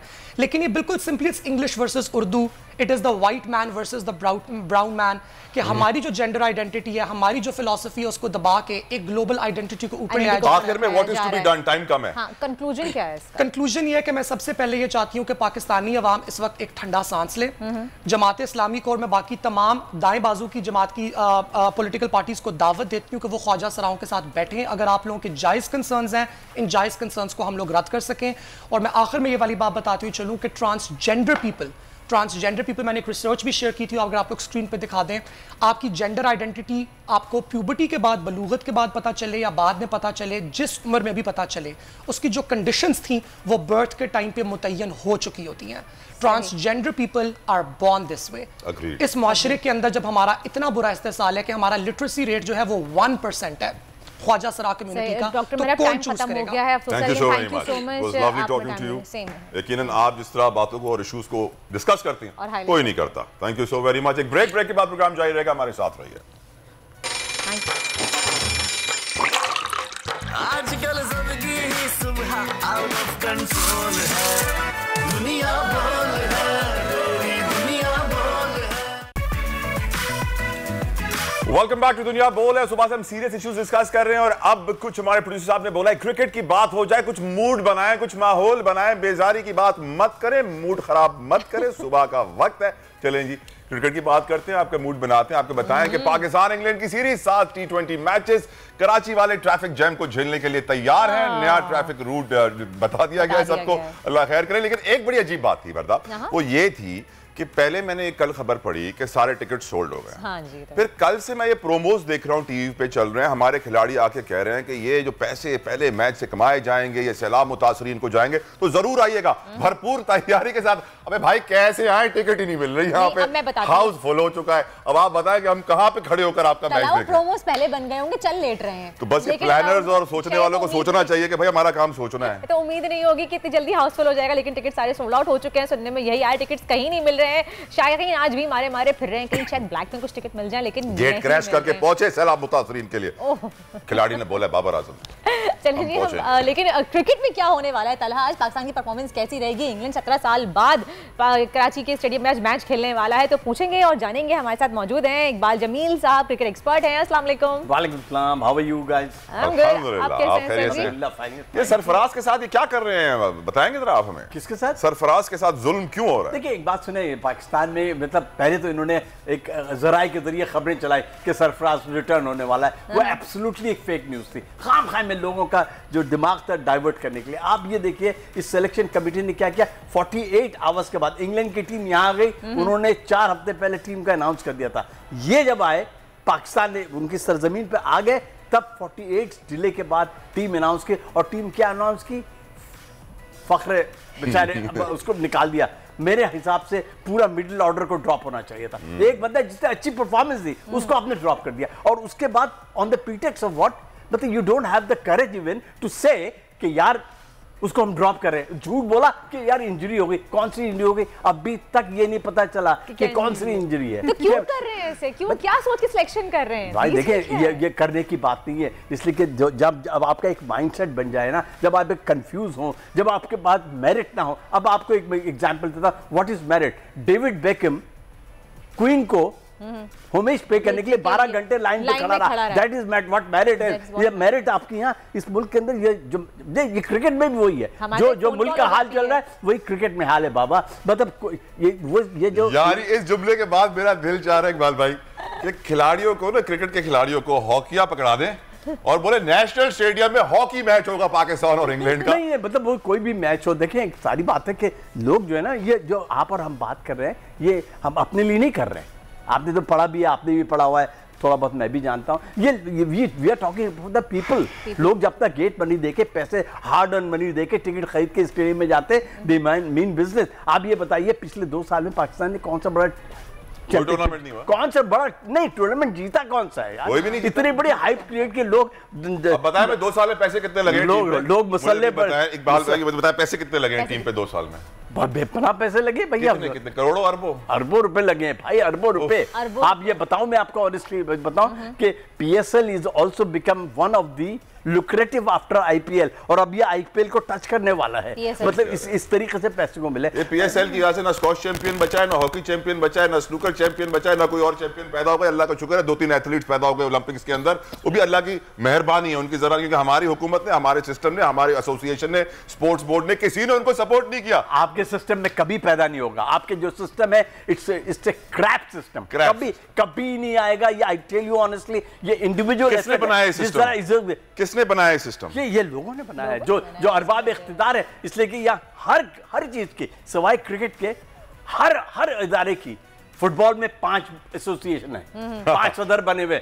हॉकी में लड़ाइयां हो रही है, बॉडी बिल्डिंग में लड़ाइयां हो रही है, आपस में ही झगड़ा कर रहे हैं, आपस में झगड़ा कर रहे हैं। और हॉकी का हाल अल्लाह माफ करे, हॉकी हमारा नेशनल खेल है, उसके बावजूद भी खत्म हो चुका है। कहाँ पे बचा है? कौन हॉकी में जाना चाहता है? जिसको देखो ये तो क्रिकेटर बनना चाहता है, हॉकी कौन खेलना चाहेगा? नहीं, मतलब ये एक्चुअली वो ये बात है कि आपने डीमोटिवेशन कर दिया ना उस जो खिलाड़ी, क्रिकेट के खिलाड़ी को अगर 11 लाख एक मैच के मिल रहे हैं, I am talking about that, तो उनको बेचारे को हॉकी क्लब ऑफ पाकिस्तान की दरियों पे सुराया जा रहा है यार। मतलब ये व्हाट इज दिस? मतलब हाउ कुड यू, मतलब वो कैसे मोटिवेट है कि कौन खेलने आएगा भाई? ये मुझे बताइए हॉकी। तो मतलब दिस इज एब्सोल्युटली, मतलब ये कहते हैं कि डीमोटिवेशन ऑफ द प्लेयर्स है। I am very sorry to say. और कभी भी आप देखें आइंदा 5 साल तो मुझे उम्मीद नहीं है। I am very sorry. अच्छा, मैं आपसे हिस्ट्री के ऊपर सवाल करूंगा। आइंदा 5 साल तो आपने बता दिया, आपको कोई उम्मीद नहीं है, लेकिन ट्रैफिक प्लान कराची का क्या होगा ये जानने के लिए कफील अहमद हमारे नुमाइंदे हमारे साथ मौजूद है। कफील, बताइए इस वक्त ट्रैफिक प्लान के हवाले से ऑलरेडी मेरे ख्याल से शारा फैसल जैम हो गया होगा और कारसाज के इर्द गिर्द जो है लोग मुश्किलात का शिकार होंगे। कफील, देखिए तलहा, इस वक्त अगर हम बात कर लें तो मैच चूंकि दोपहर के बाद है और सिलसिला कुछ यूँ है कि जो ट्रैफिक पुलिस ने जो इस वक्त तक प्लान दिया है, लियाकताबाद से जो आने वाला ट्रैफिक है ब्रिज को बंद कर दिया जाएगा हसन स्क्वायर पर। वो ट्रैफिक यहाँ से नहीं आ सकता, वो जाएगा यूनिवर्सिटी रोड और उसके बाद घूम कर उसके बाद जेल रोड से वो जाएगा। इसी तरह अगर जो मिलीनियम से आने वाले लोग हैं वो शाह सुलेमान रोड वहाँ जाएंगे और उसके बाद जो पार्किंग रखी गई है वो रखी गई है एक्सपो सेंटर के अंदर। वहाँ से तमाम जो शायकीन क्रिकेट है वो वहाँ आएंगे और उसके बाद शटल के ज़रिए जो है वो नेशनल स्टेडियम तक जो है वो आ सकते हैं। अभी कुछ देर कबल जो यहाँ जो ट्रैफिक पुलिस यहाँ मौजूद थी उनसे हमारी बात हुई तो उनका कहना ये था कि दोपहर के बाद ये जो लियाकत अस्पताल का रोड है और आखान का, इसको भी जो है वो मुकम्मल तौर पे बंद कर दिया जाएगा और हैवी ट्रैफिक के साथ जो छोटी ट्रैफिक है उसको भी जो है वो गुजरने की इजाज़त जो है वो नहीं होगी। तो ये ट्रैफिक प्लान है। दोपहर के बाद जो तवक्को की जा रही है कि जो तकरीबन 17 साल बाद इंग्लिश टीम यहाँ आई है, लोग दोपहर के बाद आने शुरू होंगे। तमाम कुछ लोगों से हमने ऑन कैमरा बात करने की कोशिश की तो उनका कहना ये था कि यार बात ना करें, हम तो महंगाई से बहुत परेशान हैं। उन्होंने कोई अजीब सी बात कही, लेकिन जो स्टूडेंट्स थे कुछ, उनका कहना था कि अच्छी बात है कि मैच कराची में हो रहा है और हम देखने ज़रूर जाएंगे और पाकिस्तान को जाएंगे, पाकिस्तान जो है वो उसको विन करे मैच को। तमाम सूरत हाल ट्रैफिक पुलिस और सिक्योरिटी हुक्काम यहाँ पहुँच भी रहे हैं और देख रहे हैं कि जो भी अपने पुलिस एहलकार हैं और जो रेंजर्स के एहलकार है वो यहाँ पहुँचना शुरू हो गए। राइट, बहुत बहुत शुक्रिया कफील, बहुत बहुत शुक्रिया। अल्लाह खैर करे। यकीनन सेंगे घंटों ट्रैफिक में होंगे, करोड़ों का तेल चलेगा, गाड़ियां खराब होंगी। ये बताइए, आपका एक स्टाइल है, ये मुझे लग रहा है ये प्लान उन्होंने बताया ना, मुझे लग रहा है कोई मतलब कोई जंग की तैयारी है। नहीं, प्रिजनर ऑफ वॉर के कैंप में मैच हो रहा है, जो जंगी कैदी रखे वहां हो रहा है। एक बात जरूर, जब भी कराची में मैच होता है ना, हमारा बहुत बुरा हाल होता है। ट्रैफिक 4-4 घंटे हम फंसे रहते हैं। आपका एक स्टाइल था रिपोर्टिंग का, आप जब अपना नाम लेते थे, अपना PTC करते थे तो लोग थोड़े से ना आपको हमेशा रिकॉल करते थे आपके स्टाइल से। तो हमारी टीम की रिक्वेस्ट है कि आप उसी स्टाइल से अपना एक PTC भी दें हमें। और साथ साथ सवाल मेरा यह है कि उस दौर में जब आप रिपोर्टिंग करते थे क्रिकेट की और आज करते हैं, क्या फर्क है? बहुत फर्क है यार। पहले अपना स्टाइल दिखाएं मुझे। तो देखिए, सारी बात ये है कि अब उसका नाम क्या, अब तो net.com के जरिए आपको हर इन्फॉर्मेशन मिल जाती है। पहले हम अपने जूते को गंदे करते थे, माइल्स वॉक करते थे, then we used to collect the stories और फिर जमा करते थे। सर उस वक्त वर्ल्ड कप जीतते भी तो थे। मतलब हाँ, वर्ल्ड कप जीतते थे, टीम अच्छी थी, लोग रियली, ये ट्रैफिक जैम नहीं होता था। आदमी क्रिकेट जाता है देखने के लिए, कोई भी स्पोर्ट्स जाता है इंटरटेनमेंट के लिए जाता है कि कोई जनाब मुकाबला देखेगा, सुकून के लिए जाता है। इस टेंशन में कोई जाएगा और इस गर्मी में जाएगा व्हेन टेम्परेचर इज ऑलमोस्ट 38-39, तो वहां जाके स्टेडियम में क्या? लेकिन जाने वाले अब भी जा रहे हैं, जो शायकीन है वो तो जा रहे हैं। कुछ है नहीं, ऑप्शन नहीं है तो ऑप्शन ही नहीं है। आज के मैच के बारे में आप क्या कहते हैं, आपको क्या लग रहा है हमारी टीम की परफॉर्मेंस कैसी रहेगी? देखिए एक बात ऑनेस्टली स्पीकिंग, ये एशिया कप जो फाइनल के जो हारा था ना, उसके बाद आपके पाकिस्तानी टीम का वेरी ऑनेस्टली मोरल बहुत कम है। इंग्लैंड की टीम को आप ये मत समझे कि इंग्लैंड की टीम, वो जो लोग कह रहे हैं कि आप बैठ के कहते हैं ना पंडित जो है, जिसे हम कहते हैं कि ये बड़ी वो टीम है कि जनाब ये सेकेंड रेट टीम है, कोई सेकेंड रेट टीम नहीं है एक्सेप्ट बेन स्टोक्स के, जिसने खुद ऑप्ट किया कि वो नहीं आएगा। बाकी फुल फ्लेश टीम आई है, they have got a very good side, Woakes है, वुड है, कुरम है और खुद मोइन अली है, आदिल रशीद है। दे आर इंटरनेशनल प्लेयर्स, इन्होंने इंग्लैंड को बड़े बड़े मैचेस जिताए हैं जनाब, बड़े बड़े, और ये वर्ल्ड कप जिताने वाले टीम में शामिल थे। जॉस बटलर हिमसेल्फ अनलकी ही इसके इंजर्ड हो गया, आखिरी के 2 मैचेस शायद खेलेगा नहीं, लेकिन कह रहे हैं कि 2-3 मैच बाद बटलर ज्वाइन करेंगे इंग्लैंड आखिरी के मैच में इन लाहौर, नॉट इन कराची, इसलिए कि उसकी इंजरी बड़ी से। और देखें ये क्या होता है पहले बता देते हैं, यहां आप शाहिन शाह अफरीदी को लटकाए फिरते रहे यार। पीसीबी को क्या प्रॉब्लम था, नीदरलैंड्स ले गए उसको, एक इंजर्ड आदमी को नहीं खिलाया, उसके बाद आप एशिया कप के लिए लेके गए, वो बेचारा पड़ा हुआ है वहां, उसको मिलने आ रहा है उसका चाहल इंडियन क्रिकेटर, वो बेचारा खड़ा होकर लंगड़ा के जा रहा है मतलब, और वहां जाके आपने डिसीजन लिया आफ्टर 25 डेज एक इंजर्ड आदमी को, और फिर आप ये कहते हैं कि वो हमारा स्ट्राइक बॉलर है यार। व्हाट नॉनसेंस इज यार, आपके पास यानी पाकिस्तान क्रिकेट बोर्ड नहीं है, पाकिस्तान क्रेजी बोर्ड है। मतलब क्रेजी बोर्ड नहीं है, मतलब पाकिस्तान नेग्लिजेंस बोर्ड है। मतलब आपने एक ऐसे प्लेयर को, और मुझे I am very sorry to say, मुझे अफसोस हो रहा है कहते हुए कि T20 वर्ल्ड कप जो अक्टूबर में 16 से शुरू होने वाला ऑस्ट्रेलिया में, उसमें whether he will be able to know, इसलिए कि जिस अंदाज में अपने टिकट खुद ले रहा है, वो पैसे खुद खर्च कर रहा है, हर चीज वो खुद ही कर रहा है। और फिर आप पीसीबी की तरफ से एक स्पोक्समैन ये कहता है कि नहीं जनाब ये पैसे मिल जाएंगे, और ये बात पहले क्लियर कर देते ना, पहले क्लियर कर देते। एक फौज जफर मौज है, एक फौज जफर मौज है जो मतलब घूम रही है, लेकिन जो स्ट्राइक प्लेयर है ये कोई नहीं है, वो खुद होटल की बुकिंग कर रहा है, डॉक्टर भी वो तलाश कर रहा है, डॉक्टर भी वो तलाश कर रहा है, वहां क्वीन की फ्यूनरल हो रही है, वो बेचारा डॉक्टर तलाश करता फिर रहा है कि क्या होगा, कैसे मेरी इंजरी सही होगी। अभी तक उसकी कोई रिपोर्ट नहीं आई है, अभी तक उसको लंदन गए हुए 5-6 दिन हो गए, अभी तक नहीं पता चला कौन डॉक्टर उसको देखेगा नहीं देखेगा। तो ये अफेयर्स है my dear, apart from cricketing affairs, I am very sorry to say कि जो एडमिनिस्ट्रेटिव मैटर है ना, ये एक बहुत बड़ा, इनको एक कोर्स कराना चाहिए, इनको ऑनेस्टली स्पीकिंग निपा में कोर्स कराना चाहिए, व्हाट इज एडमिनिस्ट्रेशन। निपा में really national institute for public administration, they should be जज कि भाई क्या होता है यार, कोई मुंह से कोई बात पूछते नहीं, भाई फखर को क्यों हुआ, उसे कह दिया फखर को इंजरी की वजह से नहीं लिया, एब्सोल्युटली रबिश, झूठ, एब्सोल्युटली रबिश। आप बोलो कि उसका परफॉर्मेंस खराब था, हटा दिया, मतलब बहाने क्यों बनाते हो यार? अगर किसी को ड्रॉप करे तो आपका करेज लेके आओ, सामने बोलो हाँ यार, लेकिन कितनों की परफॉर्मेंस खराब जिनको आपने टीम में रखा हो। और दूसरी बात है कि अगर ये कह देंगे कि खराब परफॉर्मेंस की वजह से मतलब उसको ड्रॉप किया है, तो पूरा मिडिल ऑर्डर को ड्रॉप करना पड़ता, जो 4-5 जितने हैं सबको ड्रॉप करना पड़ता। Fakhar was the only player who scored a 50, उसको आपने उठा के ड्रॉप कर दिया। मतलब फिर इस टाइप की क्रिकेट पर यही होगा। और आपने जो सवाल किया ना कि जनाब क्या परफॉर्मेंस होगी, आई टेल यू, इंग्लैंड को आसान मत लें, ऐसी टीम नहीं है, इसमें से 5-6 प्लेयर्स तो ऐसे हैं जो PSL खेल। आपकी बातें सुनने के बाद मुझे लग रहा है हम हारेंगे। नहीं मतलब हारेंगे क्या, मैं मतलब ऐसे पाकिस्तानी हमें दुआ करना चाहिए, लेकिन एक फैक्ट, दुआ तो दिल से निकलती है, पर हकीकत पसंदाना रवैया भी इख्तियार करना सर्वाइवल के लिए बहुत जरूरी है। ये सही है कि this balance goes in favor of England. Don't you think हम डिनाइल में इतना रहते हैं कि हमारी तबाही हो जाती है उसकी वजह से? डिनाइल में रहते हैं और आखिर में जब होता है ना फिर सर पकड़ के यार ये क्या हो गया यार, क्यों पर्ची मारनी मैंने उसकी, मैंने तो फैसला क्यों नहीं किया मैंने।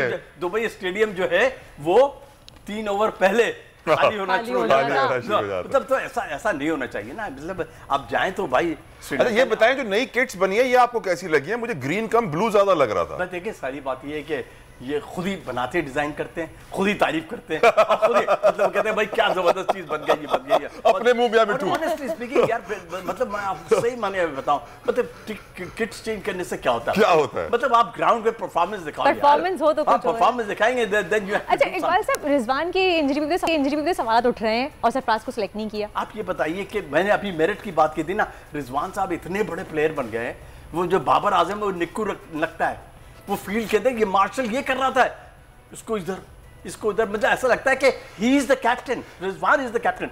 और मेरिट का और डिसिप्लिन का आलम यह है कि पाकिस्तान टीम ने प्रैक्टिस की ना, ही डिडंट, पहले दिन प्रैक्टिस में नहीं आया वो रिजवान, लेकिन कोई अकाउंटेबिलिटी नहीं है भाई मेरे, ये कोई अकाउंटेबिलिटी। सर शूट में मसरूफ थे, शूट हो रही थी, वो नया एड भी बन रहा है, वो जर्सी की शूट। आपको मालूम मीडिया कितना इंपॉर्टेंट है? हाँ, मीडिया शूट पहले खेल बाद में। हाँ, और receiving the cheque is also very important. Obviously पैसा जहां से आएगा वहीं जाएंगे ना, दुबई में इसलिए तो नहीं आ रहे हम। एशिया कप में बाबर आजम की परफॉर्मेंस बिल्कुल अच्छी नहीं रही थी 68 इनिंग्स में, 68 इनिंग्स में। तो उस पे आप क्या कहेंगे? मैं ये नहीं कहता, मैं नहीं कहता Babar Azam was always an underdog captain, वो एग्रेसिव कैप्टन कभी नहीं रहा, उसके शोल्डर्स नहीं दिखते आप, बॉडी लैंग्वेज से पता चलता है, बॉडी लैंग्वेज बिल्कुल है, उसके बॉडी लैंग्वेज डाउनफॉल रहा है, वो डिसीजन बड़े मुश्किल से लेता है। ऑनेस्टली स्पीकिंग मैं बताऊं, वो उसमें वो गट्स नहीं है। देखिए एक इनबिल्ट होता है ना। इंग्लैंड का एक कैप्टन था माइक ब्रेले, मैंने बताया था आपको, माइक ब्रेले वो साइकोलॉजिस्ट था, वो यूं खड़ा रहता था स्लिप पे, कुछ नहीं करता था ना, उसकी बैटिंग अच्छी थी,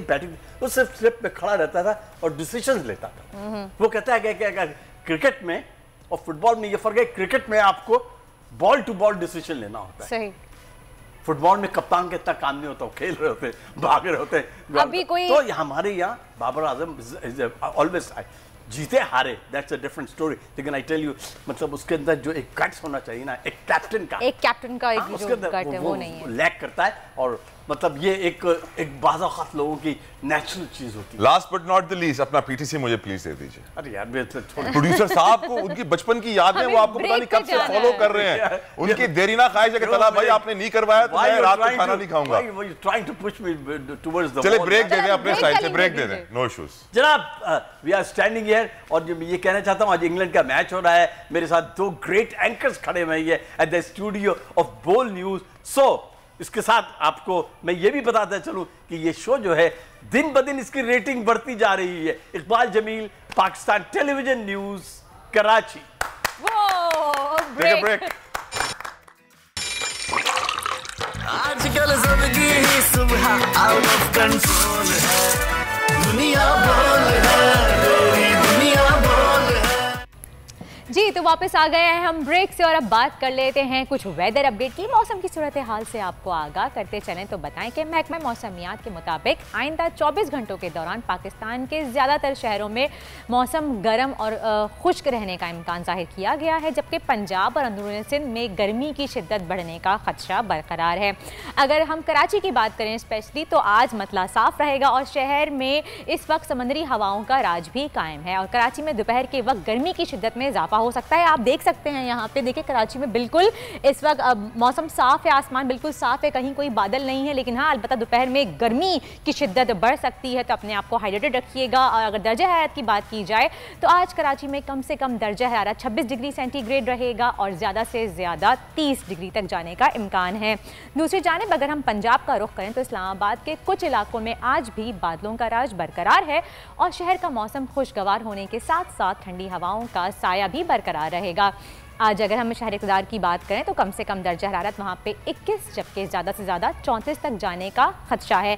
लाहौर की जानिब बढ़ते हैं तो वहाँ के कई अजला में बादल छाए हुए हैं और हब्स की कैफियत बरकरार है। आप देख भी सकते हैं यहाँ पे लाहौर की जानिब अगर हम नज़र डालें तो आप देख सकते हैं कुछ इलाकों में लाहौर की तरफ बादल छाए हुए हमें नज़र आ रहे हैं। और महकमा मौसमियात के मुताबिक आज दोपहर में कुछ इलाकों में बारिश के इम्कानात भी वाज़े हैं। दूसरी तरफ आज शहर का कम से कम दर्जा हरारत 26 डिग्री सेंटीग्रेड और ज़्यादा से ज़्यादा 36 तक जाने का खदशा है। अगर KPK की बात करें तो शहर में कुछ इलाकों में इस वक्त बादल छाए हुए हैं और फिलहाल बारिशों का इम्कान नहीं है। शहर के ज़्यादातर हिस्सों में कम से कम दर्जा हरारत 24 और ज़्यादा से ज़्यादा 35 डिग्री तक जाने का इम्कान है। ये तो थी वेदर अपडेट। अब चलते हैं तलहा की तरफ। मैं ये सोचने पर मजबूर हूं कि वर्दा के पीछे दिल्ली भी आ रहा है, कंदहार भी आ रहा है, दुबई भी आ रहा है, लेकिन फिर भी वो सिर्फ पाकिस्तानी शहरों का जिक्र करते हैं। प्रोड्यूसर साहब सबका बताया करें। खैर आजकल जो दौर है ना भाई, वो टीवी रेडियो अखबार का नहीं है, वो है टोटल सोशल मीडिया का। और सोशल मीडिया पर जो मकबूल हो जाए वो टीवी पर आ ही जाता है। मेरे साथ मौजूद है सज्जाद। वेलकम टू दुनिया बोल है। सज्जाद अली का आपने गाना अपनाया है, तो यानी बचपन से एक सज्जाद से उनसियत थी एक। ये बताइएगा, मेरे प्रोड्यूसर साहब भी सज्जाद अली को फ़ोन पर भी लेने वाले हैं, वो दुबई से हैं, तो अब थोड़ी देर में आपकी उनसे बात भी कराएंगे। लेकिन कैसा रहा रिस्पॉन्स, मशहूर होकर कैसा लगा, सेलिब्रिटी बन के लोगों का फीडबैक आ रहा है, वायरल हो रहे हो, हाउ वाज इट? पहले तो बहुत बहुत शुक्रिया बोल न्यूज़ का कि उन्होंने मुझे यहाँ पे बुलाया, इस लायक समझा कि मैं यहाँ पे आऊँ और अपने ख्यालात का इजहार करूँ। और आप लोगों का भी बहुत शुक्रिया, इतना आपने सराहा मेरे गाने को। बेसिकली मेरा ताल्लुक एक सिंध के छोटे से शहर महराबपुर से है।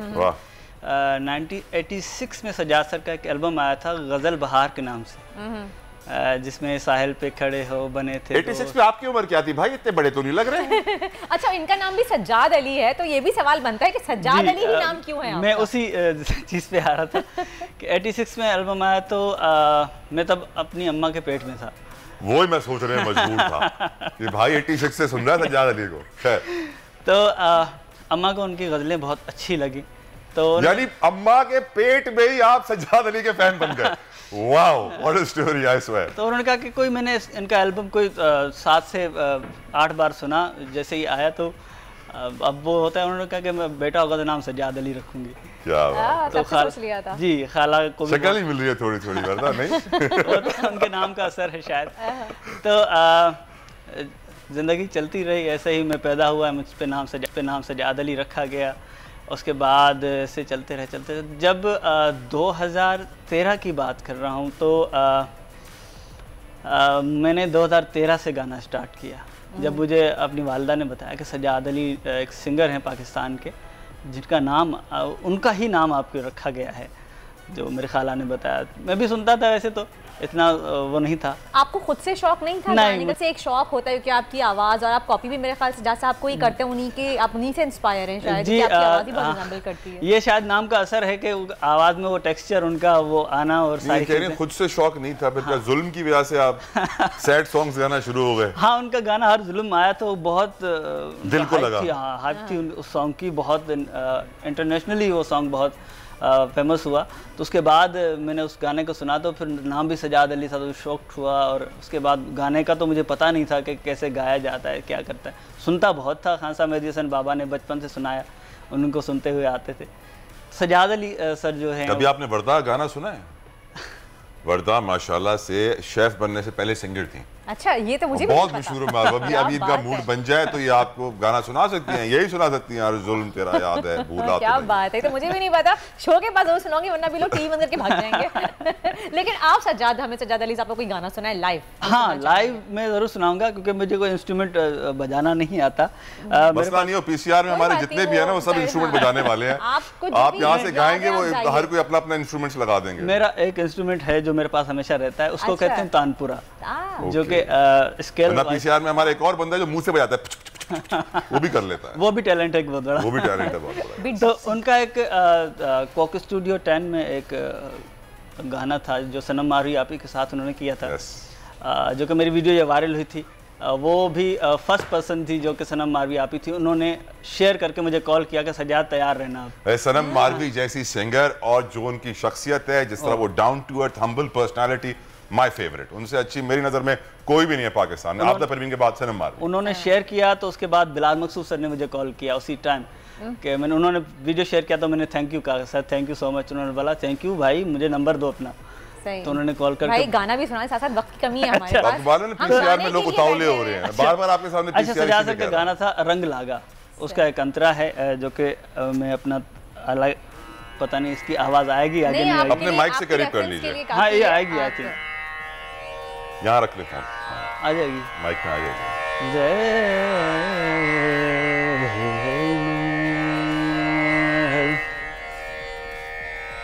पीरे मनावा में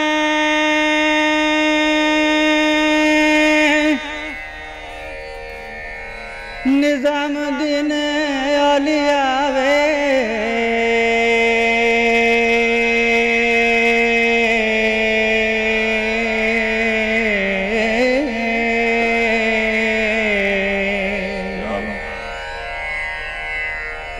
वेखणे आया जग सारा थर बनड़े को, रंग लागा थर बनड़े को, शेरिया वाले बनड़े को, आओ रंग लागा, रंग लागा, रंग लागा। भीड़े चढ़ावा में चुकावा गिण मनतावे, अल्लाह तेरा राखा थारे बनड़े को, शेरिया वाले बनड़े को आओ रंग लगा, रंग लगा, रंग लगा। भीड़े चढ़ावा में दुआ करो कठिया वे। बहुत जबरदस्त, आपका फ्यूचर तो मुझे बहुत ब्राइट नजर आ रहा है। आपका कभी ट्राई किया है कि आगे फ्यूचर में आप सिंगिंग की प्रोफेशन रखना है? उस्ताद कोई है? सर सजाद सर की दुआ है बस मेरे साथ। क्या बात है। आपका फ्यूचर जरूर प्रेडिक्ट करवाना चाहूंगी मैं। शेख अजीम हनीफ हमारे साथ हैं इस वक्त बोल प्रेडिक्शन में, तो मैं पूछती हूँ कि सजाद का फ्यूचर कैसा रहेगा। अस्सलाम वालेकुम शेख हनीफ साहब। जी वालेकुम अस्सलाम। जी कैसे हैं आप? अच्छा पहले ये बताइए कि सजाद का फ्यूचर कैसा नजर आ रहा है? आवाज़ तो आपने सुनी होगी, माशाल्लाह बहुत ही हसीन और खूबसूरत आवाज़ है इनकी, बिल्कुल बहुत अच्छा गाते हैं। इनका फ्यूचर कुछ बताइए, कैसा लग रहा है आपको? हाँ जी, अगर आवाज़ को सुना जाए तो वाकई, और दूसरा ब्लेसिंग इनके पास जो है, बड़े जो सीनियर सजाद हैं उनकी ब्लेसिंग है इनके साथ, और उनका जैसे कहते हैं प्यार है और शफकत है इनके साथ। तो लाजिम बात है अगर इस फील्ड में आगे जाते हैं और ये काम कर रहे हैं और आवाज़ इतनी अच्छी है, इनको बड़ा अच्छा जो है आगे परफॉर्मेंस करने का टाइम मिलेगा। और सजाद नाम से अगर देखा जाए, अगर थोड़ा सा मैं ब्रीफली इनके बारे में बता दूं तो ये साल इनकी ट्रैवलिंग का है, और इस साल भी ये ट्रैवलिंग कर रहे हैं लास्ट क्वार्टर में। मुझे नहीं पता कहाँ कर रहे हैं, लेकिन ये कर रहे हैं इस साल की एंड में ट्रैवलिंग। लास्ट क्वार्टर शुरू हो गया, यानी लंदन में कॉन्सर्ट होने वाला है। कॉन्सर्ट होने वाला है, लगता है कुछ ना कुछ तैयारी चल रही है आपकी सजाद साहब इसके बारे में? कहीं से कोई कॉल शॉल कुछ? कॉल आ जाएगी उन्होंने कह दिया ना, बस कह दिया। आज वर्दा बैठी भी है, इधर मसला है, कॉल लिया, वर्दा को बताया कॉल करवा। इंडिया में एक कॉन्सर्ट ऑफर हुआ था, जो कि इंडिया में कॉन्सर्ट ऑफर हुआ था, तो वहां से वीजा का थोड़ा सा मसला चला, इस वजह से। ओहो, वीजा का इंडिया वालों को दुबई बुला लें इंशाल्लाह। दुबई में सेटिंग है, दुबई में सेटिंग है अल्हम्दुलिल्लाह। दुबई में जाके कॉन्सर्ट कीजिए, कंपनी भी दे दूंगी, एजेंसी भी दे दूंगी, सब दे दूंगी, मसला नहीं है। अच्छा जी, क्योंकि अजीम हनीफ हमारे साथ है। अजीम साहब, तो थोड़ा सा कुछ सियासत के बारे में बताते हैं। बहुत गर्मा गर्मी चल रही है फिलहाल, नई नई ट्वीट्स आ रही हैं, क्या लग रहा है आपको, कैसा क्या साहब जो है वो चेंजेस लेके आने वाले हैं सियासी मंजरनामे में पाकिस्तान के, कुछ बताएंगे आप? चेंजेस जो है वो बड़ी अजीब सी और बड़ी नेगेटिव आ रही हैं पाकिस्तानी सियासत में से। जो आगे वीक शुरू होने वाला है ना, नेक्स्ट वीक आने वाला है, इस वीक में काफ़ी सारी चेंजेस इस वजह से आ रही हैं कि यहाँ पे गवर्नमेंट की भरपूर कोशिश होगी कि इमरान खान साहब को किसी भी तरीके से किसी और केस में और पुराने केस में डाल के अरेस्ट किया जाए, और उस अरेस्ट की वजह से अगर वो अटेम्प्ट करते हैं या ऐसी कोई चीज़ होती है, गवर्नमेंट अटेम्प्ट करती है ऐसी कोई चीज़, तो उसकी वजह से मजीद मुखालफत का सामना होगा। और मुझे ये लग रहा है कि पाकिस्तान में अगले 10 दिन जो है वो इमरजेंसी वाली सूरत हाल पैदा होने वाली है। अगले 10 दिन इमरजेंसी वाली सूरत हाल पैदा होने वाली, नहीं कि सियासत में इतनी हलचल मचेगी आगे आने वाले 10 दिन में, ये प्रेडिक्शन है आपकी? बहुत ज़्यादा हाँ जी, बहुत ज़्यादा हलचल मचेगी और प्रॉब्लम आगे क्रिएट होंगी। मैं बता रहा हूँ कि जैसे ही एक कोर्ट का फैसला है, जो भी प्रॉब्लम आएंगी वहाँ जाके कोई ना कोई ऐसी चीज जरूर होगी कि वहाँ प्रॉब्लम अरेस्ट करने की कोशिश करेंगे इमरान खान साहब को, मजीद 1-2 केसेस और इन्वॉल्व करके अरेस्ट करने की कोशिश करेंगे। लेकिन पीटीआई के साथ तो थोड़े बेहतर नजर आ रहे हैं चलते हुए।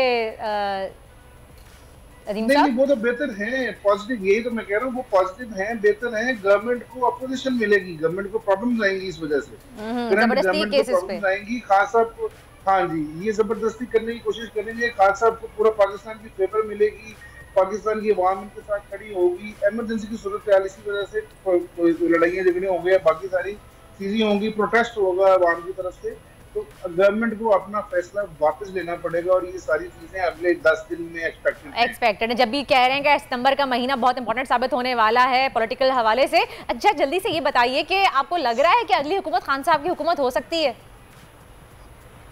जी लग रहा है, बिल्कुल लग रहा है, लेकिन इसमें थोड़ा डिले आ जाएगा। मुझे भी ये लग रहा है कि इलेक्शन जिस तरह, देखें, मैंने पहले इलेक्शन किए प्रेडिक्ट कि नवंबर दिसंबर में होने की चांसेस हैं, लेकिन हम सैलाब प्रेडिक्ट नहीं कर सके, कोई भी एस्ट्रोलॉजर सैलाब प्रेडिक्ट नहीं कर सकते। नहीं, कनान साहब ने कहा था कि पानी पानी नजर आ रहा है। कनान चौधरी ने ये बात प्रेडिक्ट की थी 3 से 4 महीने पहले कि इस मौसम में जो है वो पानी पानी बहुत ज्यादा मुल्क में नजर आ रहा है, तो बारिशें ज्यादा होंगी, इस तरह का होगा। उन्होंने ये बात प्रेडिक्ट की थी तो हमारे शो में। उसकी वजह से, हाँ जी, उसकी वजह से इलेक्शन थोड़ा अगर डिले का शिकार होते हैं तो खान साहब को दोबारा पावर में आने से कोई भी नहीं रोक सकता। उनके लिए फेवर्स के महीने, जो मैंने बताया था कि नवंबर दिसंबर से उनके लिए शदीद बेहतरीन अच्छी फेवर्स के महीने हैं, और अगले 2-3 साल उनके हेल्थ इश्यूज बड़े जो है ना, हेल्थ कंसर्न बड़े अच्छे हो जाएंगे, काफ़ी सारी चीज़ें अच्छी हो जाएंगी, बेहतर हो जाएंगी, और मज़ीद उनको सपोर्ट मिलेगी और पावर में आ सकते हैं। अब मैं ये नहीं कह सकता, अब मैं यहाँ पे कहना चाहता हूँ कि वो पीएम की दौड़ में शामिल होके पीएम दोबारा बनेंगे या नहीं बनेंगे, लेकिन 70-80% बहुत स्ट्रॉन्ग है। चलें, बहुत बहुत शुक्रिया अजीम साहब, फेमस एस्ट्रोलॉजर हमारे साथ मौजूद थे और आपने प्रेडिक्ट कर दिया। जो खान साहब के चाहने वाले हैं वो तो बहुत खुश हो गए होंगे कि अगले आने वाली हुकूमत खान साहब की है इंशाल्लाह। चलें जी, वापस आते हैं हम सज्जाद अली की तरफ। और जी सज्जाद, पहले मुझे आपसे ये नहीं पूछना था सवाल, वो तो हम इस पर चले गए आपका फ्यूचर जानने के लिए, लेकिन इतनी अच्छा आप सुर लगाते हैं, आप प्रॉपर जो है वो तानपुरा की आप साउंड के साथ आप गा रहे हैं, तो आपने सीखा किससे है ये? बेसिकली मैम मेरा ताल्लुक़ जो है एक ऐसे घराने से जिनका बचपन से म्यूज़िक से लगाव होता है, उनका कनेक्शन होता है म्यूज़िक से। हालांकि मेरे घराने में कोई नहीं गाता, मगर हमारे बड़े जो हैं उनका म्यूज़िक से लगाव होता है। कोई तबला, हारमोनियम वगैरह, कोई म्यूज़िक डायरेक्टर था, कोई कंपोज़र वगैरह थे। तो उसके रहते हुए फिर भी मेरे घर से कोई भी नहीं था, बट मेरी दोस्ती यारी थी, अपने कज़न वगैरह वो लोग कुछ गाते थे। शादी हुई आपकी? शादी हो गई सर। फिर भी इतने गम, अच्छा शायद इसीलिए इतने गमगीन गाने गाते हैं, यही वजह है?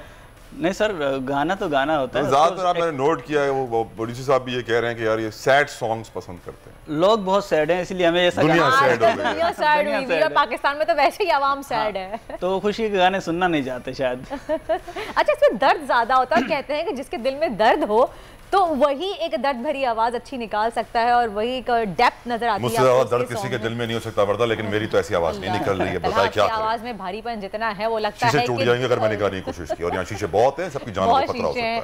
आपने सज्जाद बहुत टफ टाइम भी गुजारा है, अभी भी स्टिल आप सिक्योरिटी गार्ड काम करते हैं, और साथ में आप अपने सिंगिंग करियर को भी जो है वो आगे बूस्टअप करना चाहते हैं, फ्यूचर में अच्छा बनते हुए देखना चाहते हैं। तो मैंने बहुत कोशिश की कि उस्तादों के पास जाके सीखूं, बहुत सारे लोगों को गया, मगर उनके पास टाइम नहीं था और मेरे पास पैसे नहीं थे कि मैं जाके किसी बड़े किसी प्लेटफॉर्म पे जाके, जैसे नापा वगैरह ये सारी चीज़ें वहाँ पे जाके सीखूं। और घर की जिम्मेदारी भी थी, बड़ा बेटा होने के नाते सारी जिम्मेदारी मुझ पर भी थी, 3 बहनें थी, उनकी शादी करानी, सारी चीज़ें करना, इसमें थोड़ा सा मुश्किल हो गया मेरे लिए। बीच में जॉब नहीं थी तो फिर मुझे सिक्योरिटी को फिर अपनाना पड़ा। सिक्योरिटी में जैसे आया तो अब गाना तो अब है ही, तो मैंने बोला चलो गा लेते हैं। मैंने ऐसे ही गाया तो वीडियो वायरल हो गई। अब वो उसमें अल्लाह की मसलियत थी कोई, तो सीखने के लिए अब तो बिल्कुल भी टाइम नहीं है। बस ये कि मैंने आपको, हाँ ये आपको जॉब में भी आप बहुत मेहनत करते हैं, आप 7 किलोमीटर पैदल चल के जाते हैं। बिल्कुल, वो तो एक किस्मत की बात है, अल्लाह ने ये दिन दिखाए हैं, तो शायद कोई अच्छे दिन भी आएंगे इंशाल्लाह ज़रूर आएंगे। तो बस ये है कि सजाद सर का थोड़ा सा साथ है, उनकी दुआएं हैं। उन्होंने जब मिले थे तो उन्होंने बहुत दुआएं की थी, उन्होंने मुझे बोला था कि सजाद तुम बहुत अच्छा गाते हो और तुम्हारा फ्यूचर बहुत सजाद साहब, हम सबकी दुआएं आपके साथ हैं, इंशाअल्लाह ताला आपको खूब तरक्की दे, आप एक दिन बहुत बड़े सिंगर बने। और हमारा शो का वक्त जो है वो खत्म हो चुका है, इसी के साथ ही आप लोगों से इजाजत चाहेंगे मैं और तलहा, लेकिन कल सुबह मुलाकात होगी आपसे, लेकिन हम क्लोजिंग करेंगे सजाद के गाने के साथ। सजाद साहब आप गाना दें, हम क्लोजिंग की तरफ। हाँ, मैं गाना सजाद सर का ही आपको दोबारा से सुनाऊंगा, जल्दी से। उनका, हाँ उनका एक बहुत अच्छा प्यारा सॉन्ग है जो कि आपको भी बहुत पसंद है, वही जो साहिल पे खड़े हो तुम्हें क्या गम, चले जाना मैं डूब रहा हूँ, अभी डूबा तो नहीं हूँ, ए वादा फरामोश तुझ सा तो नहीं हूँ, हर्ज तेरा याद है, भूला तो नहीं हूँ, ए वादा फरामोश मैं तुझ सा तो नहीं हूँ, हर्ज। Thank you so much. इसी के साथ ही कल मिलेंगे आपसे सुबह 9 बजे। स्टे ट्यून विद अस, देखते रहिएगा दुनिया बोल है। टेक केयर, अल्लाह हाफिज़। सुबह आउट ऑफ कंट्रोल है, दुनिया बोल है, दुनिया बोल है। मैं हूँ इमरान रियाज खान, अब आप मुझे देख पाएंगे सिर्फ बोल न्यूज़। इमरान रियाज खान साहब जो हैं वो बोल्ड फैमिली का हिस्सा बन गए हैं। बड़े अरसे बाद किसी चैनल ने हौसला किया है, तो मुझे ऐसा लगता था कि हमें बोलने की इजाजत नहीं मिलेगी, लेकिन बोल ने डिसाइड किया कि बोलने की इजाजत वो लेकर देंगे। मुझे बोल की एक चीज बहुत अच्छी लगी कि बोल ने कैटेगोरिकली कहा कि जो करना है करो, हमने अपना कोई बंदा नहीं निकालना।